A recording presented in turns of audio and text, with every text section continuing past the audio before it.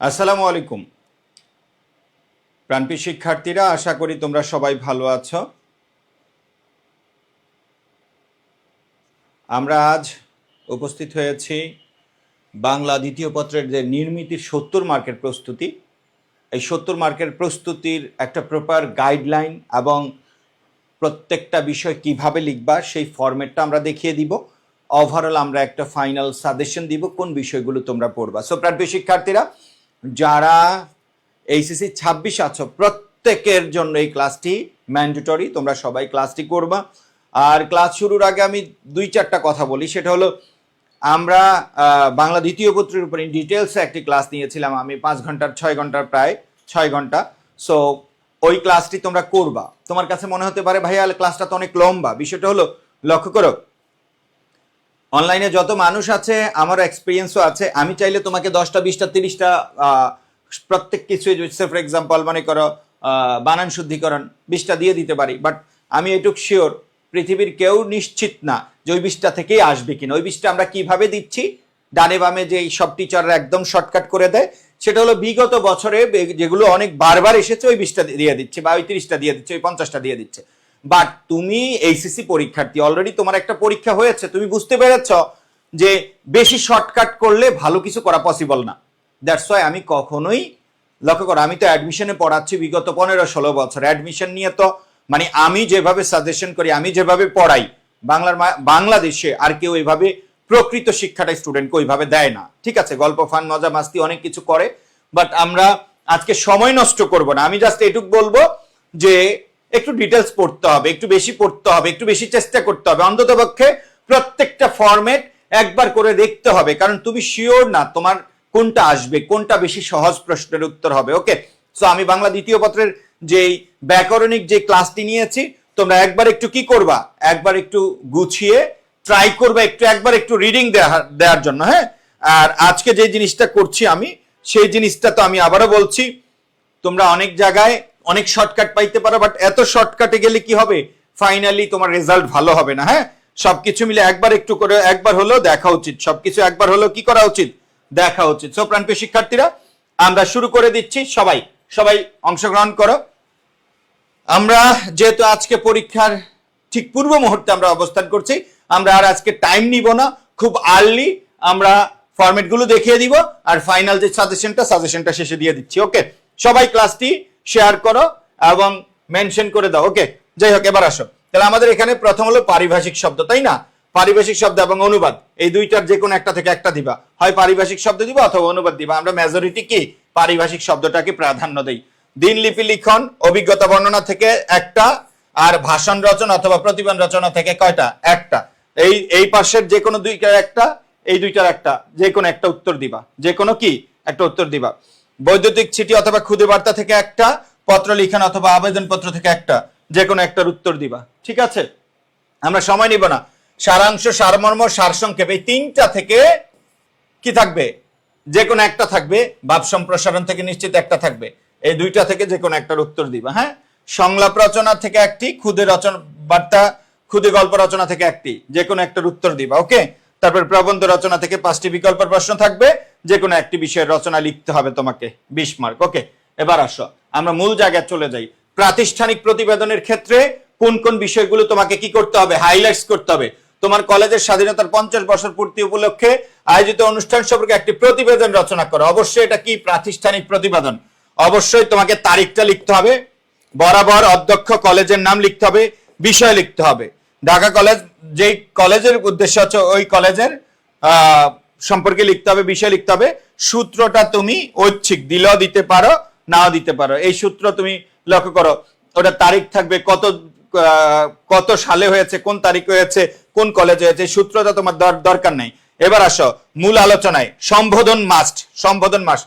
তারিখ বরাবর অধ্যক্ষ কলেজের নাম, বিষয় থাকবে, সম্বোধন মাস্ট। তারপরে ঢাকা কলেজে উদযাপিত স্বাধীনতার 50 বছর পূর্তি উপলক্ষে আয়োজিত অনুষ্ঠান সম্পর্কে প্রতিবেদন তৈরির জন্য আদিষ্ট হয়ে নিচের প্রতিবেদনটি উপস্থাপন করলাম। এরপরে তুমি মূল প্রতিবেদন লিখবা। ঠিক আছে, এটা হলো কি মান স্বাধীনতার 50 বছর পূর্তি।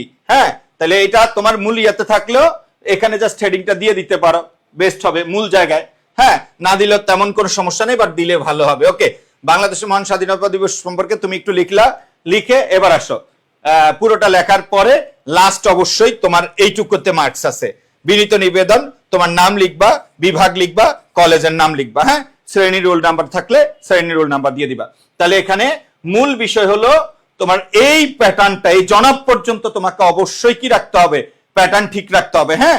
তারপরে তুমি কি উপলক্ষে লিখছো ওটা সম্পর্কে একটা কথা বললা, তারপরে মূল আলোচনায় গিয়ে এখানে হেডিং দিতেও পারো, নাও দিতে পারো, দিলে ভালো।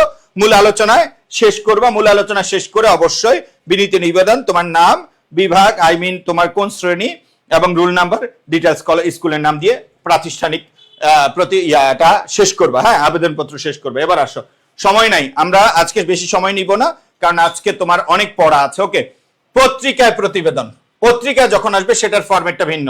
নিত্য প্রয়োজনীয় দ্রব্যমূল্যের বৃদ্ধি সম্পর্কে পত্রিকা প্রকাশের জন্য প্রতিবেদন রচনা করা, অবশ্যই তারিখ থাকতে হবে, হ্যাঁ, ডিরেক্ট তারিখ দিয়ে দিবা, ডিরেক্ট।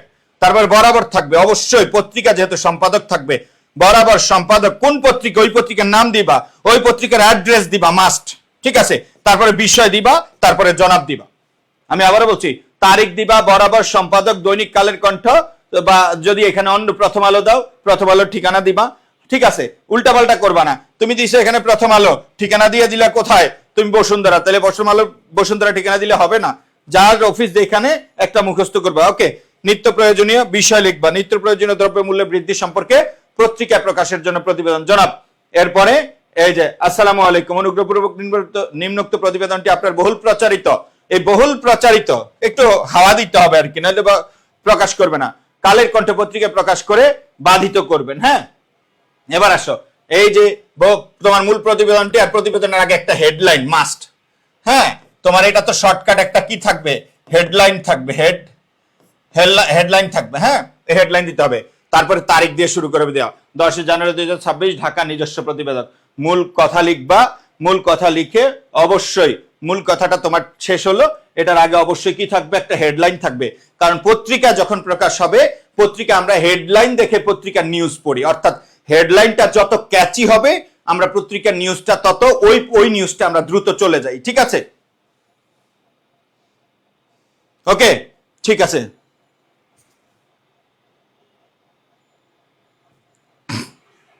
এবার আসো, বক্স না করলে তোমার মতো করে লিখতে পারবা, হ্যাঁ। বক্স, ডাক টিকেটের জন্য শুধু বক্সটা ইম্পর্টেন্ট। তারপর মূল ইয়েটা লিখে অবশ্যই এটা লিখতে হবে। এবার আসো, শেষে আইসা বলবা প্রতিবেদনের প্রকৃতি কেমন, অনুসন্ধানী, প্রতিবেদকের নাম ও ঠিকানা, শান্ত ঢাকা, তোমার নাম লিখবা। প্রতিবেদনের শিরোনামটা দিতে হবে। প্রতিবেদন তৈরির সময় ও স্থান, বিকাল 4টা, কারওয়ান বাজার। এখন তুমি দ্রব্যমূল্য নিয়ে লিখছো, এখন দ্রব্যমূল্য দিয়ে যদি বলো, দ্রব্যমূল্য দিয়ে আমি বসুন্ধরা সিটি শপিং মলে গেছি, তাইলে হবে? এগুলো দেখলে টিচার ইয়ার পাবে, মার্কস দিবে না।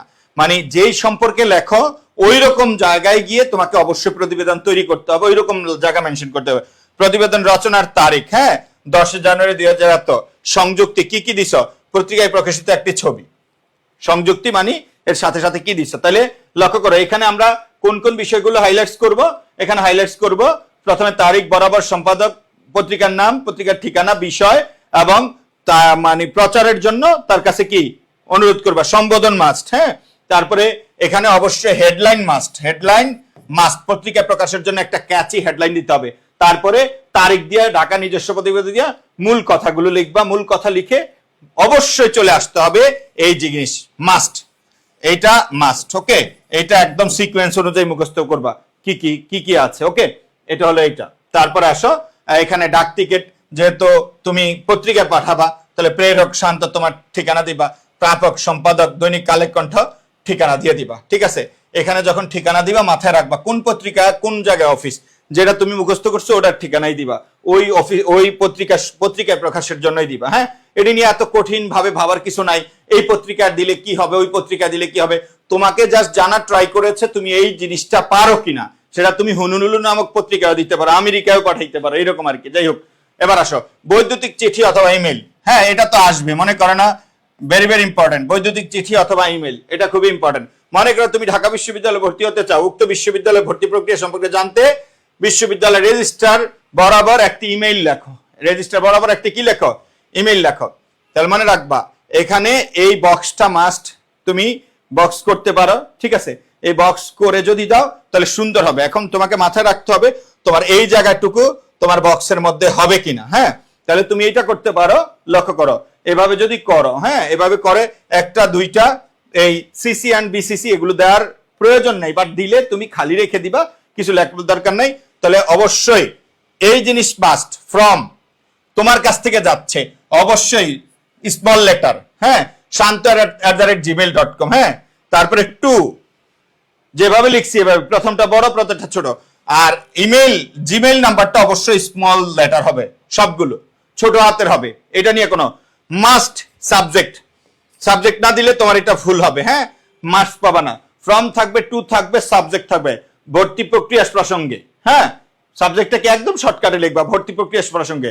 তারপরে লক্ষ্য করো, তাহলে তুমি এখানে একটা দুইটা তিনটা চারটা পাঁচটা ঘর দিলা, মনে করো এইরকম করলা, লক্ষ্য করো ভাইয়া একটু তোমাকে দেখিয়ে দেই, এরকম করলা, হ্যাঁ একটা দুইটা তিনটা চারটা পাঁচটা দিছো, হ্যাঁ পাঁচটা দিয়ে তুমি কি করবা, লক্ষ্য করো এই পাঁচটার ভিতরে আমরা তো এখানে একটা থাকবে, তাহলে ফ্রম থাকবে, তারপরে টু থাকবে, তারপরে আমাদের কি থাকবে, সিসি থাকবে, বিসিসি থাকবে, এগুলো ফাঁকা থাকবে, আর সাবজেক্ট থাকবে। এরপর তুমি পুরো গল্পটা লেখা, তারপরে তুমি এটা একটু শর্ট করে লিখবা, যতটুকু হয় ততটুকু দিয়ে তুমি স্কেল দিয়ে পূরণ করে দিবা, তোমার এটা পারফেক্ট। হ্যাঁ, তোমার এটা কি পারফেক্ট। এবার আসো, লক্ষ্য করো, তারপরে তাহলে এটা ক্লিয়ার, কি বৈদ্যুতিক চিঠি যেভাবে আসবে এভাবে মূল ইয়ে দিবা, আর অবশ্যই জনাব দিয়ে ইয়ে করে দিবা, অথবা তুমি তোমার মানে যেই উদ্দেশ্যে লিখতেছ ওই তাকে সম্বোধন করবা। হ্যাঁ, তারপরে নিচে তোমার নাম থাকবে, নিচে তোমার নাম থাকবে। তাহলে লক্ষ্য করো, ফ্রম থাকবে, টু থাকবে, সাবজেক্ট থাকবে, সম্বোধন থাকবে, মূল জিনিস থাকবে, নাম থাকবে, কিচ্ছা খতম। ঠিক আছে, তুমি যদি এটা বক্স করে দিতে পারো এটা সুন্দর হবে, বক্স করে দিতে পারলে কি হবে, সুন্দর হবে। তারপরে আসো, তোমার কলেজের নবীনবরণ উদযাপন দিনলিপি লেখো, কি লেখো বলো, দিনলিপি লেখো। তাহলে অবশ্যই দিনলিপি, লক্ষ্য করো তারিখ থাকবে, বরাবর থাকবে, হ্যাঁ তারিখ বরাবর, রাত 10:15 সিলেট। লক্ষ্য করো, এবছর নতুন কলেজে ভর্তি হয়েছি, নবীনবরণ করে নিতে আজ কলেজে নবীনদের আয়োজন করেছে, নবীনবরণের আয়োজন করেছে কলেজ সাংস্কৃতিক কমিটি। অনুষ্ঠান শুরুর নির্দিষ্ট সময়ের পূর্বে আমরা কলেজে উপস্থিত হয়েছি। আমাদের এখন এখানে কি বলছে, দিনলিপি লিখতে বলছে, দিনলিপি। হ্যাঁ, এখন দিনলিপিতে বরাবর তো দরকার নাই, দিনলিপিতে এখানে এটা স্কিপও করতে পারো। হ্যাঁ, 9 আগস্ট তুমি দিনলিপিতে এটা স্ক্রিপ্ট করতে পারো, 9 আগস্ট 2024 রাত 10টা এত মিনিট, আর এটা 2026 দিবা, আপডেট ডেট দিবা, রাত 10টা এত মিনিট, স্থান দিবা। তাহলে মনে রাখবা তারিখ, হ্যাঁ তারিখ, সময়, স্থান, দিনলিপির এই তিনটা মাস্ট, তারিখ সময় স্থান, তারিখ সময় স্থান, ওকে তারিখ সময় স্থান, ওকে। তাহলে তুমি দিনলিপি তো তোমার নিজস্ব অনুযায়ী নিজের মতো করে লিখবা, ঠিক আছে। অধ্যক্ষ মহোদয় মঞ্চে আসার পরপর কোরআন তিলাওয়াত করছে, কি কি কাহিনী হয়েছে এগুলো সব কি করবা, তুমি মূল জায়গায় লিখে ফেলবা, তোমার পুরো দিনের যে ঘটনাটা লিখে ফেলবা, ঠিক আছে। তাইলে লক্ষ্য করো, দিনলিপির ক্ষেত্রে তোমাকে তিনটা বিষয় উল্লেখ করতে হবে, তারিখ উল্লেখ করতে হবে, সময় উল্লেখ করতে হবে, স্থান উল্লেখ করতে হবে, আর পুরো ঘটনাটা সুন্দরভাবে পড়বা। যেহেতু আমরা এই পিডিএফটা তোমাকে দিয়ে দিচ্ছি, তুমি এই পিডিএফ দেখে পড়ে ফেলবা, ওকে। পুরো ঘটনা তুমি তোমার মতো করে কি করবা, মানে বর্ণনা করবা, ওকে ওকে। এবার আসো, তারপরে আসো আমরা ভাষণ দিচ্ছি। মাদকাসক্তির কুফল সম্পর্কে সচেতনতা সৃষ্টির লক্ষ্যে যুব সমাজের উদ্দেশ্যে একটি ভাষণ তৈরি করো।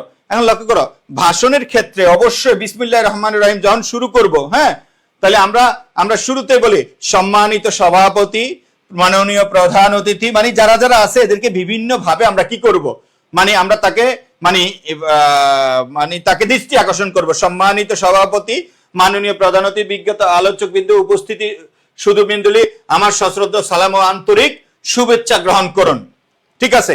এটা হলো মূল কথা।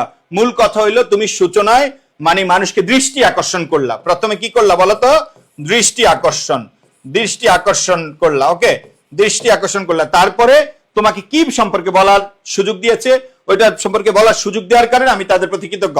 মাদক দ্রব্যের কুফল সম্পর্কে কিছু বলার সুযোগ করে দেয় আমি অনুষ্ঠানের আয়োজকদের ধন্যবাদ জানাচ্ছি।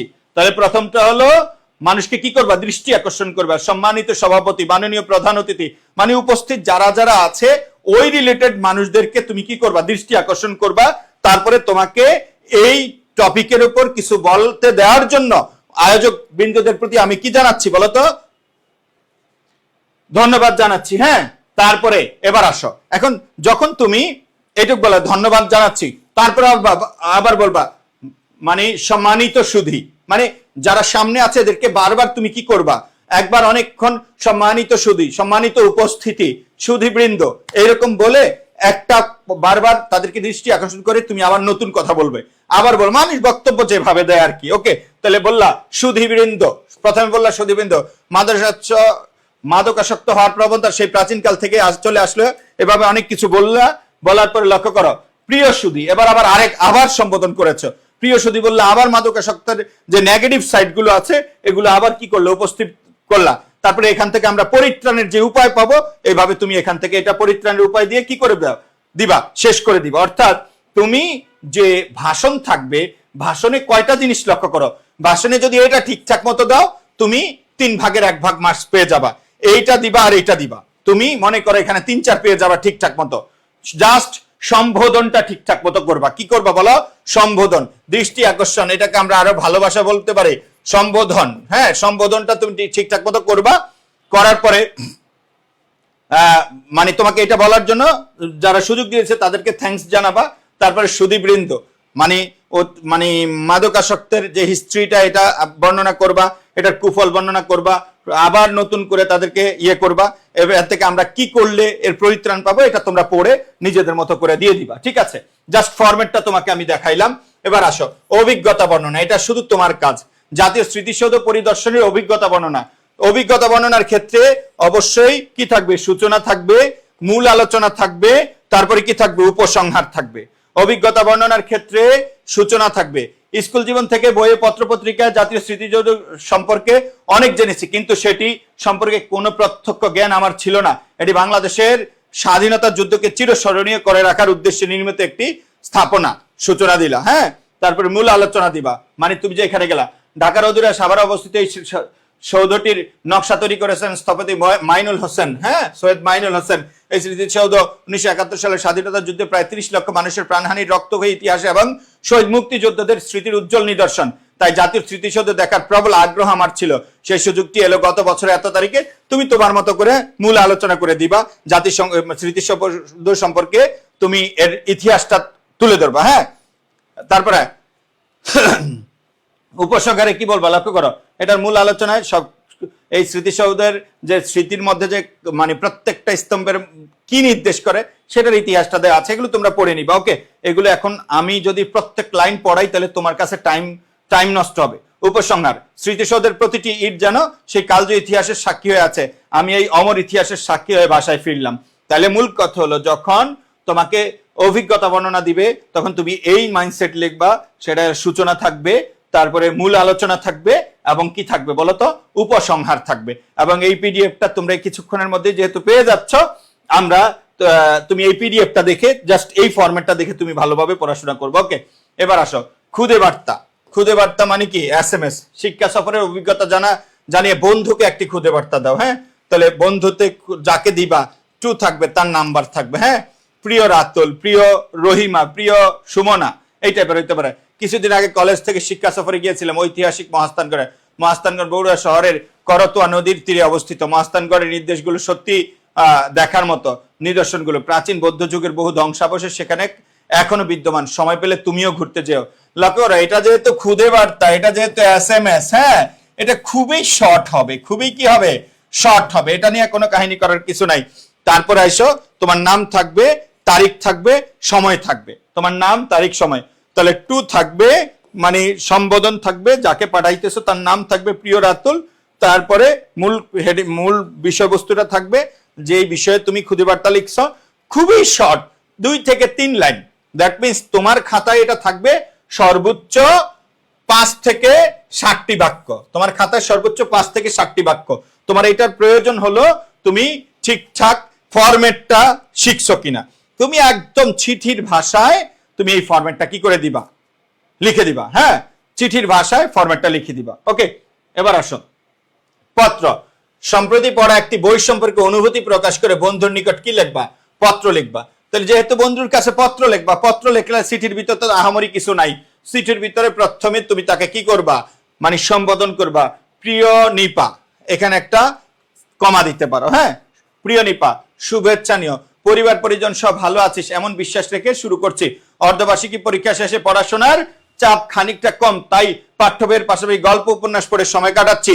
সম্প্রতি আবারও পড়ে শেষ করলাম সৈয়দ ওয়ালিউল্লাহ লাল সালু উপন্যাসটি। যেহেতু লাল সালু তোমাদের কি আছে, পড়ার মধ্যে আছে, তোমাদের পাঠ্যপুস্তকে আছে, সুখ পাঠ্য এবং উপন্যাসটি পাঠের আনন্দ ভাগাভাগি করে নিতেই তোকে লিখছি। মহাব্বত নগরে গ্রামের সহজ সরল সাধারণ মানুষের অন্ধ ধর্মবিশ্বাসকে পুঁজি করে ভাগ্যান্বেষী ধূর্ত মজিদের ধর্ম ব্যবসায়ী ইতিবৃত্ত লাল সালু উপন্যাসের মূল উপজীব্য। হ্যাঁ, ধর্ম ব্যবসায়ী মজিদ হঠাৎই একদিন মহব্বতনগর গ্রামে এসে লাল সালু কাপড় দিয়ে ঢেকে এক কল্পিত পীরের মাজার গড়ে তোলেন। তাহলে মূল কথা হলো এটা তো একটা চিঠি, এবং গ্রামবাসীকে সে কিভাবে ধোঁকা দিছে, তার পরিণতি কি হয়েছে সবকিছু এখানে লিখে তুমি জাস্ট তাকে একটা চিঠি পাঠিয়ে দিলা। কি পাঠিয়ে দিলা? চিঠি পাঠিয়ে দিলা। এখন চিঠি যখন আসবে তখন মাস্ট কি আসবে? ডাক টিকিট আসবে। চিঠি যখন আসবে মাস্ট ডাক টিকিট আসবে। ডাক টিকিট লিখবা, প্রেরকের নাম লিখবা প্রেরক, হ্যাঁ, তারপরে লিখবা তোমার নাম লিখবা, তোমার ঠিকানা লিখবা, প্রাপক নিপা, তার ঠিকানা লিখবা, আর কিছু লাগবে না। তাহলে মনে রাখবা যখন কি আসবে পত্র লিখতে বলবে, তাহলে সম্প্রতি পড়া একটি বই সম্পর্কে লিখছো অথবা যা কিছু বলবে, মনে রাখবা পত্র অবশ্যই কাউকে লিখবা, তাকে অবশ্যই সম্বোধন করবা, প্রিয় অমুক, প্রিয় স্যার, প্রিয় জান, যেভাবে লেখো, শুভেচ্ছা নিবেন, শুভেচ্ছা নিও। ওকে, তুমি ওই ডিটেলস লেখার পরে সব পুরো পত্র তোমার মূল যে বানানো গল্প এটা তোমার মতো করে লিখবা। লেখার পরে যদি পত্র আসে তুমি আগে মাইন্ড সেট আপ করে রাখবা আমি এইটা লিখবো, তো ওইটা লিখে জাস্ট এখানে আগে এবং পরের ফরম্যাট, বিশেষ করে ডাক টিকিট, আর ডাক টিকিটের প্রথম থাকে প্রেরকের নাম, পরে থাকে প্রাপক। প্রেরকের নাম, শর্টকাট ঠিকানা, প্রাপকের এক্সাক্ট ঠিকানা লাগবে। প্রাপকের কি লাগবে? এক্সাক্ট ঠিকানা, কারণ প্রাপকের বাসা না পাইলে তোমার এটা যাবে কোথায়, বুঝতে পেরেছ? প্রাপকের কি লাগবে? বাসার ঠিকানা লাগবে। তো তুমি তোমার মতো করে একটা বাসার ঠিকানা দিয়ে দিবা। ওকে, এখন হ্যাঁ, এখন তুমি লিখলা ব্লক ডি বসুন্ধরা, এখন যদি দেওয়া দাও চট্টগ্রাম হবে না ঢাকা দিবা, বসুন্ধরা আবাসিক এলাকা, এখানে দিবা ঢাকা, এখানে কি দেখবা ঢাকা, কারণ ঠিকানার সাথে যেন তাল থাকে, মিল থাকে। ওকে, আবেদনপত্র, প্রাথমিক বিদ্যালয়ের সহকারী শিক্ষক পদে নিয়োগের জন্য একটি আবেদনপত্র। এই লক্ষ্য করে, এই যখনই আবেদন করতে আসবে তখন একটু কমপ্লেক্স হবে, বিষয়টা একটু কি হবে? জটিল হবে, বুঝতে পেরেছ? যখনই কি হবে আবেদনপত্র আসবে বিষয়টা একটু কি হয়ে যাবে? জটিল হবে। এখানে কিছু ফর্মালিটিজ বিষয় আছে, এখানে কিছু হ্যাঁ, ওই যে ইমন আফটান লিখছে প্রিয় জান শুভেচ্ছা নিয়ে। হ্যাঁ, এই জান পাখি করতে করতে তোর শুভেচ্ছা শেষ হয়ে যাবে। ঠিক আছে ভাইয়া, একদম ইচ্ছাকৃত ভাবে আজকে ক্লাসটা, ভাইয়ের ক্লাস তো এইরকম না, যারা আমার ক্লাস করেছো আমি খুব ধীর স্থিরে অনেক লম্বা পড়াই, বাট আজকে তোমাদের কাছে একদমই সময় নিচ্ছি না, কারণ আমি দৌড়ে চলে যাচ্ছি। এই পিডিএফটা আমি তোমাদেরকে দেখিয়ে দিব কোন বিষয়গুলো ম্যান্ডেটরি, এটা মাস্ট উল্লেখ করবা, আর পিডিএফটা তোমরা দেখবা, আর পেছনে আমি কি দিয়ে দিচ্ছি? সাজেশন দিয়ে দিচ্ছি। আমি আবারও বলছি, তোমরা অনেকে অমুক ভাইয়া অনেক শর্ট সাজেশন দিয়েছে, তমুক ভাইয়া অনেক শর্ট সাজেশন দিয়েছে, এই শর্ট সাজেশন ফলো করতে গিয়ে অলরেডি মারা খেয়ে গেছো প্রথম পত্রে। দ্বিতীয় পত্রে আমি শিওর না যে অমুক ভাইয়ের সাজেশন আসবে কিনা। আসবে, আমরা কিভাবে সাজেশন তৈরি করি জানো? মানে সমসাময়িক বিষয়ের প্রতি গুরুত্ব দিব, এবং কি দিব বলো? প্রিভিয়াস ইয়ার্স 10 বার আসছে। এখন যিনি প্রশ্নকর্তা, আমার মতো যদি হয় কেউ প্রশ্ন করে তোমার প্রশ্ন, তাহলে আমি বাদ দিব যেগুলো 20 বছর আসছে, ওটা প্রথমে বাদ। তুমি বোঝার ট্রাই করো ভাইয়ের প্রশ্ন, যেটা 10 বার আসছে ওটা বাদ, যেটা বিসিএস আসছে, একাডেমিক আসছে, এডমিশনে আসছে, ওটা বাদ। তাহলে কি হবে? তাহলে এই যে ডানে বামে আমার মেন্টালিটির মতো কেউ যদি তোমার প্রশ্নটা করে থাকে, তাহলে ডানে বামে ভাইয়াদের যে সাজেশন, এগুলো থেকে প্রশ্ন 100% কমন আসবে না। মনে রাখবো, অনেক বেশি শর্টকাট করতে গেলে জীবনে তুমি পিছিয়ে যাবা। ওই শর্টকাটটাও, ভাইয়ের শর্টকাটটাও ফলো করবা, তোমার নিজের মতো করেও ফলো করবা। আমার মনে আছে আমি যখন ঢাকা বিশ্ববিদ্যালয়ের জন্য ভর্তি প্রস্তুতি নিচ্ছিলাম, আমি দেখছি কোচিং এর টিচার এভাবে এই পৃষ্ঠা লাগবে না, এই পৃষ্ঠা লাগবে না, এই পৃষ্ঠা লাগবে না কেটে দিয়েছে। তো ঠিক আছে, কোনগুলো লাগবে? যেগুলো লাগবে ভেরি ভেরি ইম্পর্টেন্ট। ওকে, ঠিক আছে, তো আমি ভেরি ভেরি ইম্পর্টেন্ট যেগুলো, সেগুলো অনেক গুরুত্ব সহকারে পড়েছি, আর যে উনি যখন যেগুলো কেটেছে ওগুলো একবার দেখে গিয়েছি। আমি এইভাবে সিদ্ধান্ত নিয়েছি যে যদি ওনার গুরুত্বপূর্ণ গুলো থেকে আসে তাহলে তো ওকে আলহামদুলিল্লাহ, আর যদি না আসে তাহলে লাইফটা আমার, কারো কারণে আমি আমার লাইফ কি করতে দিতে পারি না, ধ্বংস দিতে পারি না। দ্যাটস ওয়াই আমি ঢাকা বিশ্ববিদ্যালয়ে ভর্তি হতে পেরেছি এবং সেখান থেকে সম্মানের সহিত ডিগ্রি অর্জন করতে পেরেছি। সো প্রাণপ্রিয় শিক্ষার্থীরা, হ্যাঁ ভাই, আমার প্রথম পত্র পরীক্ষা দিয়ে মন ভেঙে গেছে, মন ভাঙার কিছু নাই। মন ভাঙার কিছু নাই, সামনে যেগুলো আছে ওগুলো ভালো করো, ফেল তো করবা না, সামনের গুলো দিয়ে মেকআপ করো। হ্যাঁ, সো আমি জাস্ট এটাই বলবো, মানে ডাইনে বামে অনেক ভাইরা অনেক কিছু বলতেছে, না ভাই, লাইফটা তোমার, তুমি যেভাবে প্রস্তুতি নিয়েছো, যেভাবে পড়াশোনা করেছো, ওগুলো বারবার রিভিশন দাও, পুরোটাই রিভিশন দাও, হতাশ হয়ে না। আর ঘুম 4-5 ঘন্টা ঘুমাবা, কিচ্ছু হবে না, এটা তোমার লাইফ, ঠিক আছে? বেশি শর্টকাট করতে গেলে আবারও মারা খাবা, ঠিক আছে? এবার আসো, আবেদনপত্র যখন বলবে প্রাথমিক বিদ্যালয়ে সহকারী শিক্ষক নিয়োগের জন্য, এবার একটু ঝামেলায় পড়ে গেলা। এবার ঝামেলা পড়তে গেলা যখনই তোমাকে বলবে আবেদনপত্র, তুমি আবেদনপত্র অমুক স্কুলে সহকারী শিক্ষক নিয়োগ করার জন্য আবেদনপত্র, তুমি তো সবকিছু করলা, বরাবর দিলা, কোন শিক্ষক, কোন শিক্ষকের মানে কোথাও যদি কোনো বিদ্যালয়ে আবেদনের পত্র হয়, তখন মহাপরিচালক প্রাথমিক ও গণশিক্ষা অধিদপ্তর হবে, ঢাকা, সহকারী শিক্ষক পদে নিয়োগ লাভের জন্য আবেদন।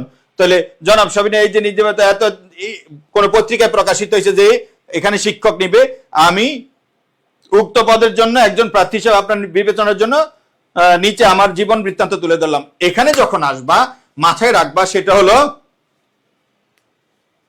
রচনায় কিভাবে ভালো মার্ক পাওয়া যাবে।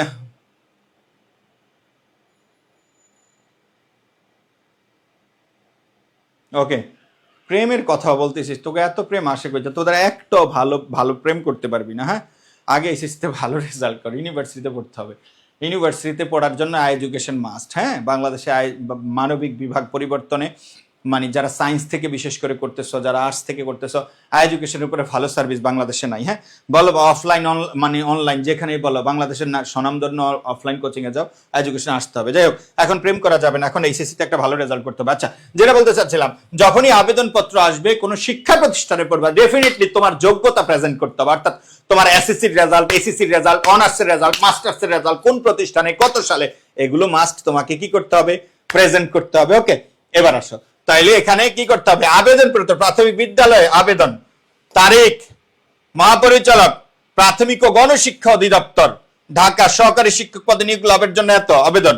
জনাব সবিনা নিবেদন, এই যে গত 16 মে 2026 তারিখ আপডেট দিয়ে দেবে। দৈনিক পত্রিকা প্রকাশিত বিজ্ঞপ্তির মাধ্যমে জানতে পারলাম যে প্রাথমিক ও গণশিক্ষা অধিদপ্তরের অধীনে সহকারী শিক্ষক পদে কিছু লোক নিয়োগ করা হবে। আমি উক্ত পদের একজন প্রার্থী হিসেবে আপনার বিবেচনার জন্য নিচে আমার জীবন বৃত্তান্ত তুলে ধরলাম।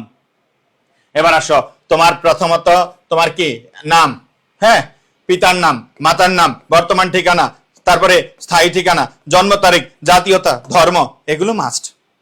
তোমার আইডি কার্ডের পেছনে যেই মাল আছে এই মালগুলো এখানে অ্যাটাচ করে দিবা। মালের নাম আছে, পিতার নাম আছে, মাতার নাম আছে, বর্তমান ঠিকানা আছে, স্থায়ী ঠিকানা আছে, ওইখানে তো স্থায়ী ঠিকানাই থাকে, বর্তমান ঠিকানা দিয়ে দিবা, জন্ম তারিখ দিয়ে দিবা, জাতীয়তা বাংলাদেশি দিয়ে দিবা, জন্মসূত্রে ধর্ম ইসলাম দিয়ে দিবা, এগুলো দিলা। এবার আসো আসল জায়গায়, শিক্ষাগত যোগ্যতা। না, যখন আসবে শিক্ষাগত যোগ্যতা, পরীক্ষার নাম, পাশের বছর, প্রাপ্ত জিপিএ, সিজিপিএ, বিভাগ, বিষয়, বোর্ড বা প্রতিষ্ঠান। হ্যাঁ, তাহলে এসএসসি কত সালে দিছো, তুমি কত সালে দিছো, তোমার সেটা মিলিয়ে লিখবা। তুমি যত সালে দিছো তোমার সেটা কত কি করবা, মিলিয়ে লিখবা। তাহলে 2024, হ্যাঁ, পাইছো কত, জিপিএ 5, কোন বিভাগ, মানবিক বিভাগ, কোন বোর্ড, ঢাকা বোর্ড, ঠিক আছে। এইচএসসি, আর এইচএসসি যদি দাও 2023 সালে, তাহলে হইলো না, এটার সাথে মিলিয়ে দিবা 2026 সালে, প্রাপ্ত জিপিএ, মানবিক বিভাগ, ঢাকা বোর্ড। এবার আসছো বিএ অনার্স, যেহেতু তুমি ইউনিভার্সিটিতে পড়ো, বিএ অনার্স 2000, এখন 2000 কত সালে, 26 সালে তুমি এসএসসি পরীক্ষা দিছো, অনার্স শেষ করতে বিশ্ববিদ্যালয়ে ভর্তি পরীক্ষা দিতে দিতে 26 সাল শেষ, 27, 28, 29, 30, অনার্স শেষ করতে মিনিমাম 2030 হয়ে যাবে। তাহলে তুমি এটা দিবা কি 2030 মিনিমাম, তোমার এইচএসসির পরে 6 মাস, তারপরে আরো 4 বছর লাগবে অনার্স শেষ হইতে। তো এখানে অনার্সের সিজিপিএ হলো মনে কর না 4, হ্যাঁ, অনার্সের সিজিপিএ 4 সর্বোচ্চ, আর তোমাদের এইচএসসি সিজিপিএ 5, হ্যাঁ, এইচএসসি হলো 5, অনার্স হলো 4, 4 এ কত পাইছো, 3.25। কোন বিষয়ে, বাংলা বিষয়ে, কোন বিশ্ববিদ্যালয়, চট্টগ্রাম। এখানে আর বিভাগ বলতে এখানে তো মানবিক বিভাগ, আর্টস, কমার্স, সায়েন্স আছে, বাট তখন তো অনার্সের তো তখন সাবজেক্ট হয়ে যাবে। হ্যাঁ, এমএ, তো এটা যদি 30 দাও, এটা অবশ্যই 31 বা 32, 1 বছর 2 বছর পরে হইবে। অনার্সের পরে মাস্টার্স 1-2 বছর পরে হবে। এখানে সিজিপিএ কত, 4 এর মধ্যে 3 পাইছো। বাংলা বিভাগ মনে রাখবে, এটা সেম, তুমি যেহেতু টিচার হইতে যাচ্ছ, এখানে এখন ইংলিশ দেওয়া যাবে না, অন্য কিছু দেওয়া যাবে না, কারণ অন্য সাবজেক্টে মাস্টার্স করার সুযোগ পাবে। বাট সেম সাবজেক্টে দিতে হবে, কারণ তুমি শিক্ষক হইতেছো, সেম সাবজেক্টে তোমার অভিজ্ঞতা থাকতে হবে, সেম বিশ্ববিদ্যালয়। কারণ যেই সাবজেক্ট থেকে আমরা অনার্স করি, মাস্টার্স সেম সাবজেক্টে 1 বছর পরে আমরা মাস্টার্স করতে পারি। এই গ্যাপটা ভালোভাবে দেখবো। ওকে, ওকে, এবার আসো, তাহলে তারপরে আসো, ক্লিয়ার? তাহলে তুমি ওইখানে কি কি দিয়েছো, এবার আসো লক্ষ্য করো। অভিজ্ঞতা, তোমার যেহেতু শিক্ষক হবে, অভিজ্ঞতা 1 জানুয়ারি 2024 থেকে আমি একটি বেসরকারি প্রাথমিক বিদ্যালয়ে কর্মরত আছি। এখন লক্ষ্য করো, তুমি লিখছো 1 জানুয়ারি থেকে, এইখানে লিখছো তুমি অনার্স পাস করছো কত সালে, 26 সালে, হ্যাঁ।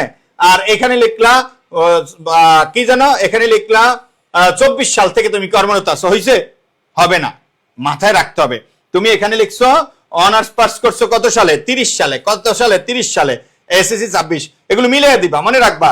তুমি হলে 2026 ব্যাচ, 26 ব্যাচ, তোমার এসএসসি হলো 2000 কত, 24, 2000 কত, 24, তোমার অনার্স থাকবে 2030-এ, তোমার মাস্টার্স থাকবে 2031-এ। 1-2 বছর বাড়াইতে পারো, কমানো যাবে না। অনার্সে মিনিমাম 4 বছর লাগবে, তবে সেটা বেশি লাগতে পারে, বাট মিনিমাম 4 বছর লাগে। ওকে, ওইভাবে মিলিয়ে দিও। তুমি অনার্সের আগে কখনো কোনো স্কুলে চাকরি করতে পারো না, নর্মালি কোনো ভালো স্কুলে, সরকারি স্কুলে চাকরি করতে পারবে না বাংলাদেশের সিস্টেম অনুযায়ী। ওকে, এরপর আসো, তাহলে 1 জানুয়ারি থেকে আমি একটি বেসরকারি প্রাথমিক বিদ্যালয়ে কর্মরত আছি, অতএব উপযুক্ত তথ্যাবলীর ভিত্তিতে অনুগ্রহপূর্বক আমাকে উক্ত পদের জন্য বিবেচনা করবেন। নিবেদক এমদাদুল হক, সংযুক্তি কি কি দিছ, 300 টাকার পে অর্ডার দিছ, সরকারি চাকরির ক্ষেত্রে পে অর্ডার দিতে হয়, হ্যাঁ, মানে টাকাটা দিতে হয় ব্যাংকের মাধ্যমে, ওইটারে বলে পে অর্ডার, হ্যাঁ। 2 কপি পাসপোর্ট সাইজের ছবি দিছ, সকল সনদের অনুলিপি দিছ, অভিজ্ঞতার অনুলিপি দিছ, জাতীয় পরিচয়পত্রের অনুলিপি দিছ, ঠিক আছে? এইভাবে এই জিনিসগুলো একটু কি করে দিবা, একটু উল্লেখ করে দিবা। ওকে, জরিমানা মওকুফের জন্য অধ্যক্ষের কাছে আবেদনপত্র, তারিখ দিবা বরাবর, অধ্যক্ষ বিএফ শাহিন কলেজ, জরিমানা মওকুফের জন্য আবেদন, জনাব বিনীত নিবেদন যে আমি জুয়েল আহমেদ, আপনার কলেজের 11 শ্রেণীর একজন নিয়মিত ছাত্র। আমার পিতার পারিবারিক আর্থিক অনটন ও অসুস্থতার কারণে নির্দিষ্ট সময়ে কলেজের সকল প্রকার ফি ও বেতন পরিশোধ করতে পারিনি। উল্লেখ্য আবশ্যক যে আমার পিতা আমাদের পরিবারের একমাত্র উপার্জনকারী ব্যক্তি এবং পিতার আয়ের উপর পরিবারের সকল ভরণপোষণ খরচ হয়। যাই হোক, অতএব মহোদয়ের সমীপ আকুল আবেদন যে আমার পিতার অসুস্থতার পরিবারের আর্থিক সমস্যার কথা বিবেচনা করে জরিমানা ছাড়া ফি ও বেতন প্রদানের অনুমতি প্রদান করবেন। ঠিক আছে, এটুক তো মূল হেডলাইন, মূল বক্তব্য দিবা। তাহলে এখানে হলো এটুকের জন্য একটা মার্ক, একটুকের জন্য একটা মার্ক, আর মূল বক্তব্য এই সম্বোধনের জন্য। মনে রাখবে, এই সম্বোধন যদি না করো তাহলে তুমি 1 মার্ক কম পাবা। তাহলে তুমি জাস্ট ইনিশিয়াল স্টেজে যে জিনিস দিবা, তারিখ দিবা বরাবর, আর এগুলো কিন্তু একদম সোজা, কোনো কিছু কোনো ফাঁকা। আগে দেখতাম আমরা উল্টা পাল্টা, কোনো বাঁকা যাবে না, একদম স্ট্রেট, সব কি স্ট্রেট, শুরু থেকে স্ট্রেট। এই বক্তব্য কম লিখবা, বাট 1 পৃষ্ঠার মধ্যে লিখবা যেন সুন্দর দেখা যায়, মানে মূল কথা একদম কম লিখবা, ঠিক আছে? মূল কথা একদম কম লিখবা, 4-5 লাইনে লিখে ফেলবা, কিন্তু তোমার ফরম্যাটটা যেন 1 পৃষ্ঠায় থাকে সুন্দরভাবে। তোমার হাতের লেখা যদি অনেক বড় বড় থাকে, এত বড় বড় থাকে, তুমি চেষ্টা করবে এটা ছোট ছোট বানানোর, বানায়া 1 পৃষ্ঠায় লিখবা, 1 সোজা। আবেদনপত্র, প্রতিবেদন, যা কিছু বলো, খুদে বার্তা, বৈদ্যুতিক সিটি, সব সোজা 1 স্টাইলে লিখবো। ওকে, এবার আসো সারাংশ। কোন একটা প্যাসেজের কি একটা অংশ থাকবে, ওটার মূল জিস্ট বিষয়টা লিখবা, পুরোটা দেয়া থাকবে, জিস্ট লিখবা। বার্ধক্যতায় যা পুরাতনকে মিথ্যাকে মৃত্যুকে আঁকড়িয়া পড়িয়া থাকে, বৃদ্ধ তাহারাই যাহারা মায়াচ্ছন্ন নবমানবের অভিনব জয়যাত্রা শুধু বোঝা নয়, বিঘ্ন শতাব্দীর নবযাত্রীর চলার ছন্দে ছন্দ মিলাইয়া যাহারা কুচকাওয়াজ করিতে জানে না, পারে না, তাহারাই জীব হইয়া ঝড়, যাহারা অটল সংস্কারের পাষাণ স্তূপ আঁকড়িয়া পড়িয়া আছে, বৃদ্ধ তাহারাই যাহারা নব অরুণোদয় দেখিয়া নিদ্রা ভঙ্গের ভয়ে দ্বাররুদ্ধ করিয়া পড়িয়া থাকে, আলোক পিয়াসী প্রাঞ্চঞ্চল শিশুদের কল কোলাহল যাহারা বিরক্ত, বৃদ্ধ তাহারাই ইহাদের ধর্মই বার্ধক্য। তাইলে লক্ষ্য করো, এখানে বলছে মূলত বৃদ্ধ কিন্তু বয়স না, বৃদ্ধ তারাই যারা নতুনত্ব গ্রহণ করতে পারে না, যারা ছোট বাচ্চাদের কি কোলাহল কি সহ্য করতে পারে নাই। বৃদ্ধ বার্ধক্যকে বয়সের ফ্রেমে বাঁধা যায় না। তুমি বৃদ্ধ হয়েও যদি তোমার চিন্তা ভাবনা মননে যদি তোমার ক্রিয়েটিভ কিছু থাকে, হ্যাঁ, সৃজনশীল কিছু থাকে, তাহলে তুমি বৃদ্ধ না। এখানে বৃদ্ধ তাদেরকে বোঝাইছে। তাহলে বার্ধক্য তাই যা পুরাতনকে মিথ্যাকে মৃত্যুকে আঁকড়িয়া পড়িয়া থাকে, যারা নতুন কিছু করার সাহস পায় না, পুরাতনকে। মনে করো তোমার বাবা, তোমাদের একটা পুরান ঘর আছে, সেটা ভাঙতে ভয় পায়। সে কিভাবে, এটা আমার ঐতিহ্য, এটা আমার আগের জিনিস, এটা আমার ইমোশন। অথচ তুমি চাইলে এই ঘরটা ভেঙে এখানে 10 তলা দালান করতে পারো। এখন এই দালান তোমার বাবা সাহস করতেছে না, বাট তুমি করতেছো। কারণ কি জানো, সে ওই যে বার্ধক্য, পুরাতনকে, মিথ্যাকে, মৃত্যুকে আঁকড়িয়ে ধরেছে। সে ভাবতেছে আর কতদিন আছি, এই ঘরের ভেতরে আমার জীবন চলে যাবে। বাট তুমি যে তরুণ, তুমি যে নবীন, তুমি এটা ভাঙবা, তুমি এখানে 10 তলা বানাবে, এইরকম। ওকে, তাহলে বৃদ্ধ তাহারাই যারা মায়াচ্ছন্ন নবমানবের অভিনব জয়যাত্রা শুধু বোঝা নয়, বিঘ্ন শতাব্দীর নবযাত্রীদের চলার ছন্দে ছন্দে মিলাইয়া যারা কুচকাওয়াজ করিতে জানে না। তাহলে বৃদ্ধ তারাই যারা নবীনদের জয়যাত্রাকে অ্যাডজাস্ট করে নিতে পারে না। হ্যাঁ, যারা জীব হইয়া ঝড়, যারা মানুষ হইয়া জড় পদার্থের মতো বসে থাকে, মানে নিজের মতো করে পজিটিভ কোনো চিন্তা ভাবনা করে, যারা অটল সংস্কারের পাষাণ স্তূপ আঁকড়িয়া পড়িয়া আছে। হ্যাঁ, সব পাশা স্তূপ আঁকড়িয়া পড়ে আছে, মানে পুরাতনকে ধরে আঁকড়ে পড়ে আছে। বৃদ্ধ তারাই যারা নব অরুণোদয়ের দেখিয়া নিদ্রা ভঙ্গের ভয়ে দ্বাররুদ্ধ করিয়া পড়িয়া থাকে। তাহলে বৃদ্ধ তারাই যারা নবীনদেরকে দেখে তাদের ঘুম ভাঙবে, নষ্ট হবে, আওয়াজ শুনবে, এজন্য দরজা বন্ধ করিয়া পড়িয়া থাকে। আলোক প্রিয়াসী প্রাণচঞ্চল শিশুদের কল কোলাহল যারা বিরক্ত, মানে আলোক প্রিয়াসী যারা নবীন, যারা নতুনের সৃষ্টি করতে চায়, শিশুদের কোলাহল আওয়াজে তারা কি বিরক্ত, বৃদ্ধ তাহারাই ইহাদের ধর্ম হলো বার্ধক্য। ইহাদের ধর্ম কি? বার্ধক্য। তাহলে সারাংশ কি? তাহলে একটা গল্পের কোন একটা অংশ দেয়া থাকবে, তোমাকে এটা একদম মূল কথাটা লিখতে হবে। বার্ধক্যকে সবসময় বয়সের ফ্রেমে বেঁধে বিচার করা ঠিক নয়। মন যাদের জড় পদার্থের মতো কুসংস্কার, নতুন উদ্যম ও চেতনাকে যারা ভয় পায়, তারাই প্রকৃতপক্ষে বৃদ্ধ। অপর পক্ষে যারা উদ্যমী, নতুনকে বরণ করতে দ্বিধাগ্রস্ত হয় না, তারা বয়সে বৃদ্ধ হয়েও তরুণ। তারা বয়সে বৃদ্ধ হয়েও তরুণ। লক্ষ্য করে এই কথাটা খুব ইম্পর্টেন্ট। তাহলে কি বলছে? বার্ধক্যকে সবসময় বয়সের ফ্রেমে বেঁধে বিচার করা ঠিক না, মানে যারা বয়স হয়ে গেছে তাদের সবাইকে কি তুমি বয়স্ক বৃদ্ধ বলতে পারো না। এদের মধ্যে যারা ভালো চিন্তা ভাবনা, পজিটিভ চিন্তা ভাবনা, তাদেরকে আমরা কি করতে পারি? বৃদ্ধ বলতে পারি না। হ্যাঁ, তাহলে বৃদ্ধ তাহারাই যারা পুরাতনকে, মৃত্যুকে আঁকড়িয়ে দৌড়িয়ে থাকে। তাহলে মূল কথাটা আমরা 2 থেকে 3 বাক্যে আমরা নিয়ে আসবো। ঠিক আছে, একটা প্যাসেজ দেওয়া থাকবে, এটার মূল বিষয়টা আমরা দেখবো, এটা হলো সারমর্ম। এবার আসো সারাংশ। একটা কবিতা দেওয়া থাকবে, ওই কবিতাটা পুরো কবিতা 2 থেকে 3 বাক্যে তুমি কি করবা? একদম এটার জিস্ট লিখবা। বিপুল পৃথিবীর কতটুকু জানি, দেশে দেশে কতটা নগর রাজধানী। তো আমি পৃথিবীর তেমন কিছুই জানি না। দেশে দেশে কত নগর রাজধানী, মানুষের কত কীর্তি, কত নদী, গিরি, সিন্ধু, মরু, দুনিয়াতে কত কিছু আছে, মানুষ কত কিছু করছে, কত না অজানা জীব, কত না অপরিচিত তরু। মানে আমি দুনিয়ার কিছুই জানি, রয়ে গেল অগোচরে, আমার দৃষ্টির অগোচরে রয়ে গেল বিশাল বিশ্বের আয়োজন, মনমোর জুড়ে থাকে অতি ক্ষুদ্র তারই এক কোণে। পৃথিবীতে কত আয়োজন, পৃথিবীতে মানুষ কত কিছু করতেছে, দুনিয়াতে কত কিছু আছে, অথচ আমি পড়ে আছি এক ক্ষুদ্র এক কোণে।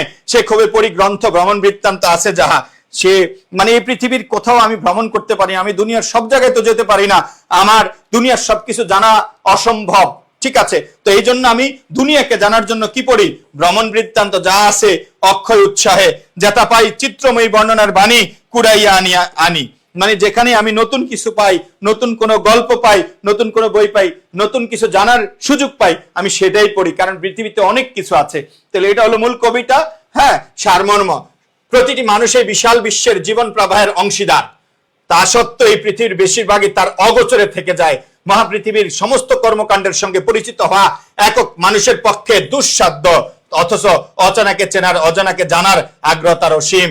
তাহলে পৃথিবীতে অনেক কিছু আছে, আমরা মানুষ হিসেবে আমাদের অনেক সীমাবদ্ধতা রয়েছে, আমরা চাইলেও দুনিয়ার সবকিছু জানার আমাদের সুযোগ নাই, আমাদের দৃষ্টির অগোচরে রয়ে যায়। সমস্ত কর্মকাণ্ডের সঙ্গে পরিচিত হওয়া একক মানুষের পক্ষে দুঃসাধ্য, অথচ অচেনাকে চেনা, অজানাকে জানার আগ্রহ তার কি অসীম। ঠিক আছে, আমরা একটা কবিতা দেওয়া থাকবে, কবিতার মূল জিস্টটা আমরা লিখে দিব 2 থেকে 3 বাক্যে, সর্বোচ্চ 4 বাক্যে, 2-3 বাক্যে, এর বেশি করবো না, একদম শর্ট করবো। হ্যাঁ, মূল বক্তব্যটা লিখবো। এবার আসো সার সংক্ষেপ। কি সংক্ষেপ? কোন একটা বড় কিছু দেওয়া থাকবে, এটার একটা আমরা কি করব? সার সংক্ষেপ। সময়টা ঢাকার নবাব আব্দুল গনির বাবা খাজা ও আলিম উল্লাহর আমল। এই পরিবারে আদি পুরুষের কাশ্মীর থেকে দিল্লি, সিলেট হয়ে ঢাকা এসে বসবাস শুরু করেন। চামড়া, গাঁজা সহ নানাবিধ, সার সংক্ষেপটা না পড়লে হবে, বাট একবার একটু দেখা যায় যে আসলে কিভাবে এটা করতে হয়। নানাবিধ ব্যবসা করে তারা, অগাধ ধন সম্পদ অর্জন করেছিলেন, কিনেছিলেন জমিদারি। হ্যাঁ, অলিউল্লাহ তার জমিদারি বিস্তৃত করেছিলেন ঢাকা, বাকেরগঞ্জ, কুমিল্লা, ময়মনসিংহ অঞ্চলে।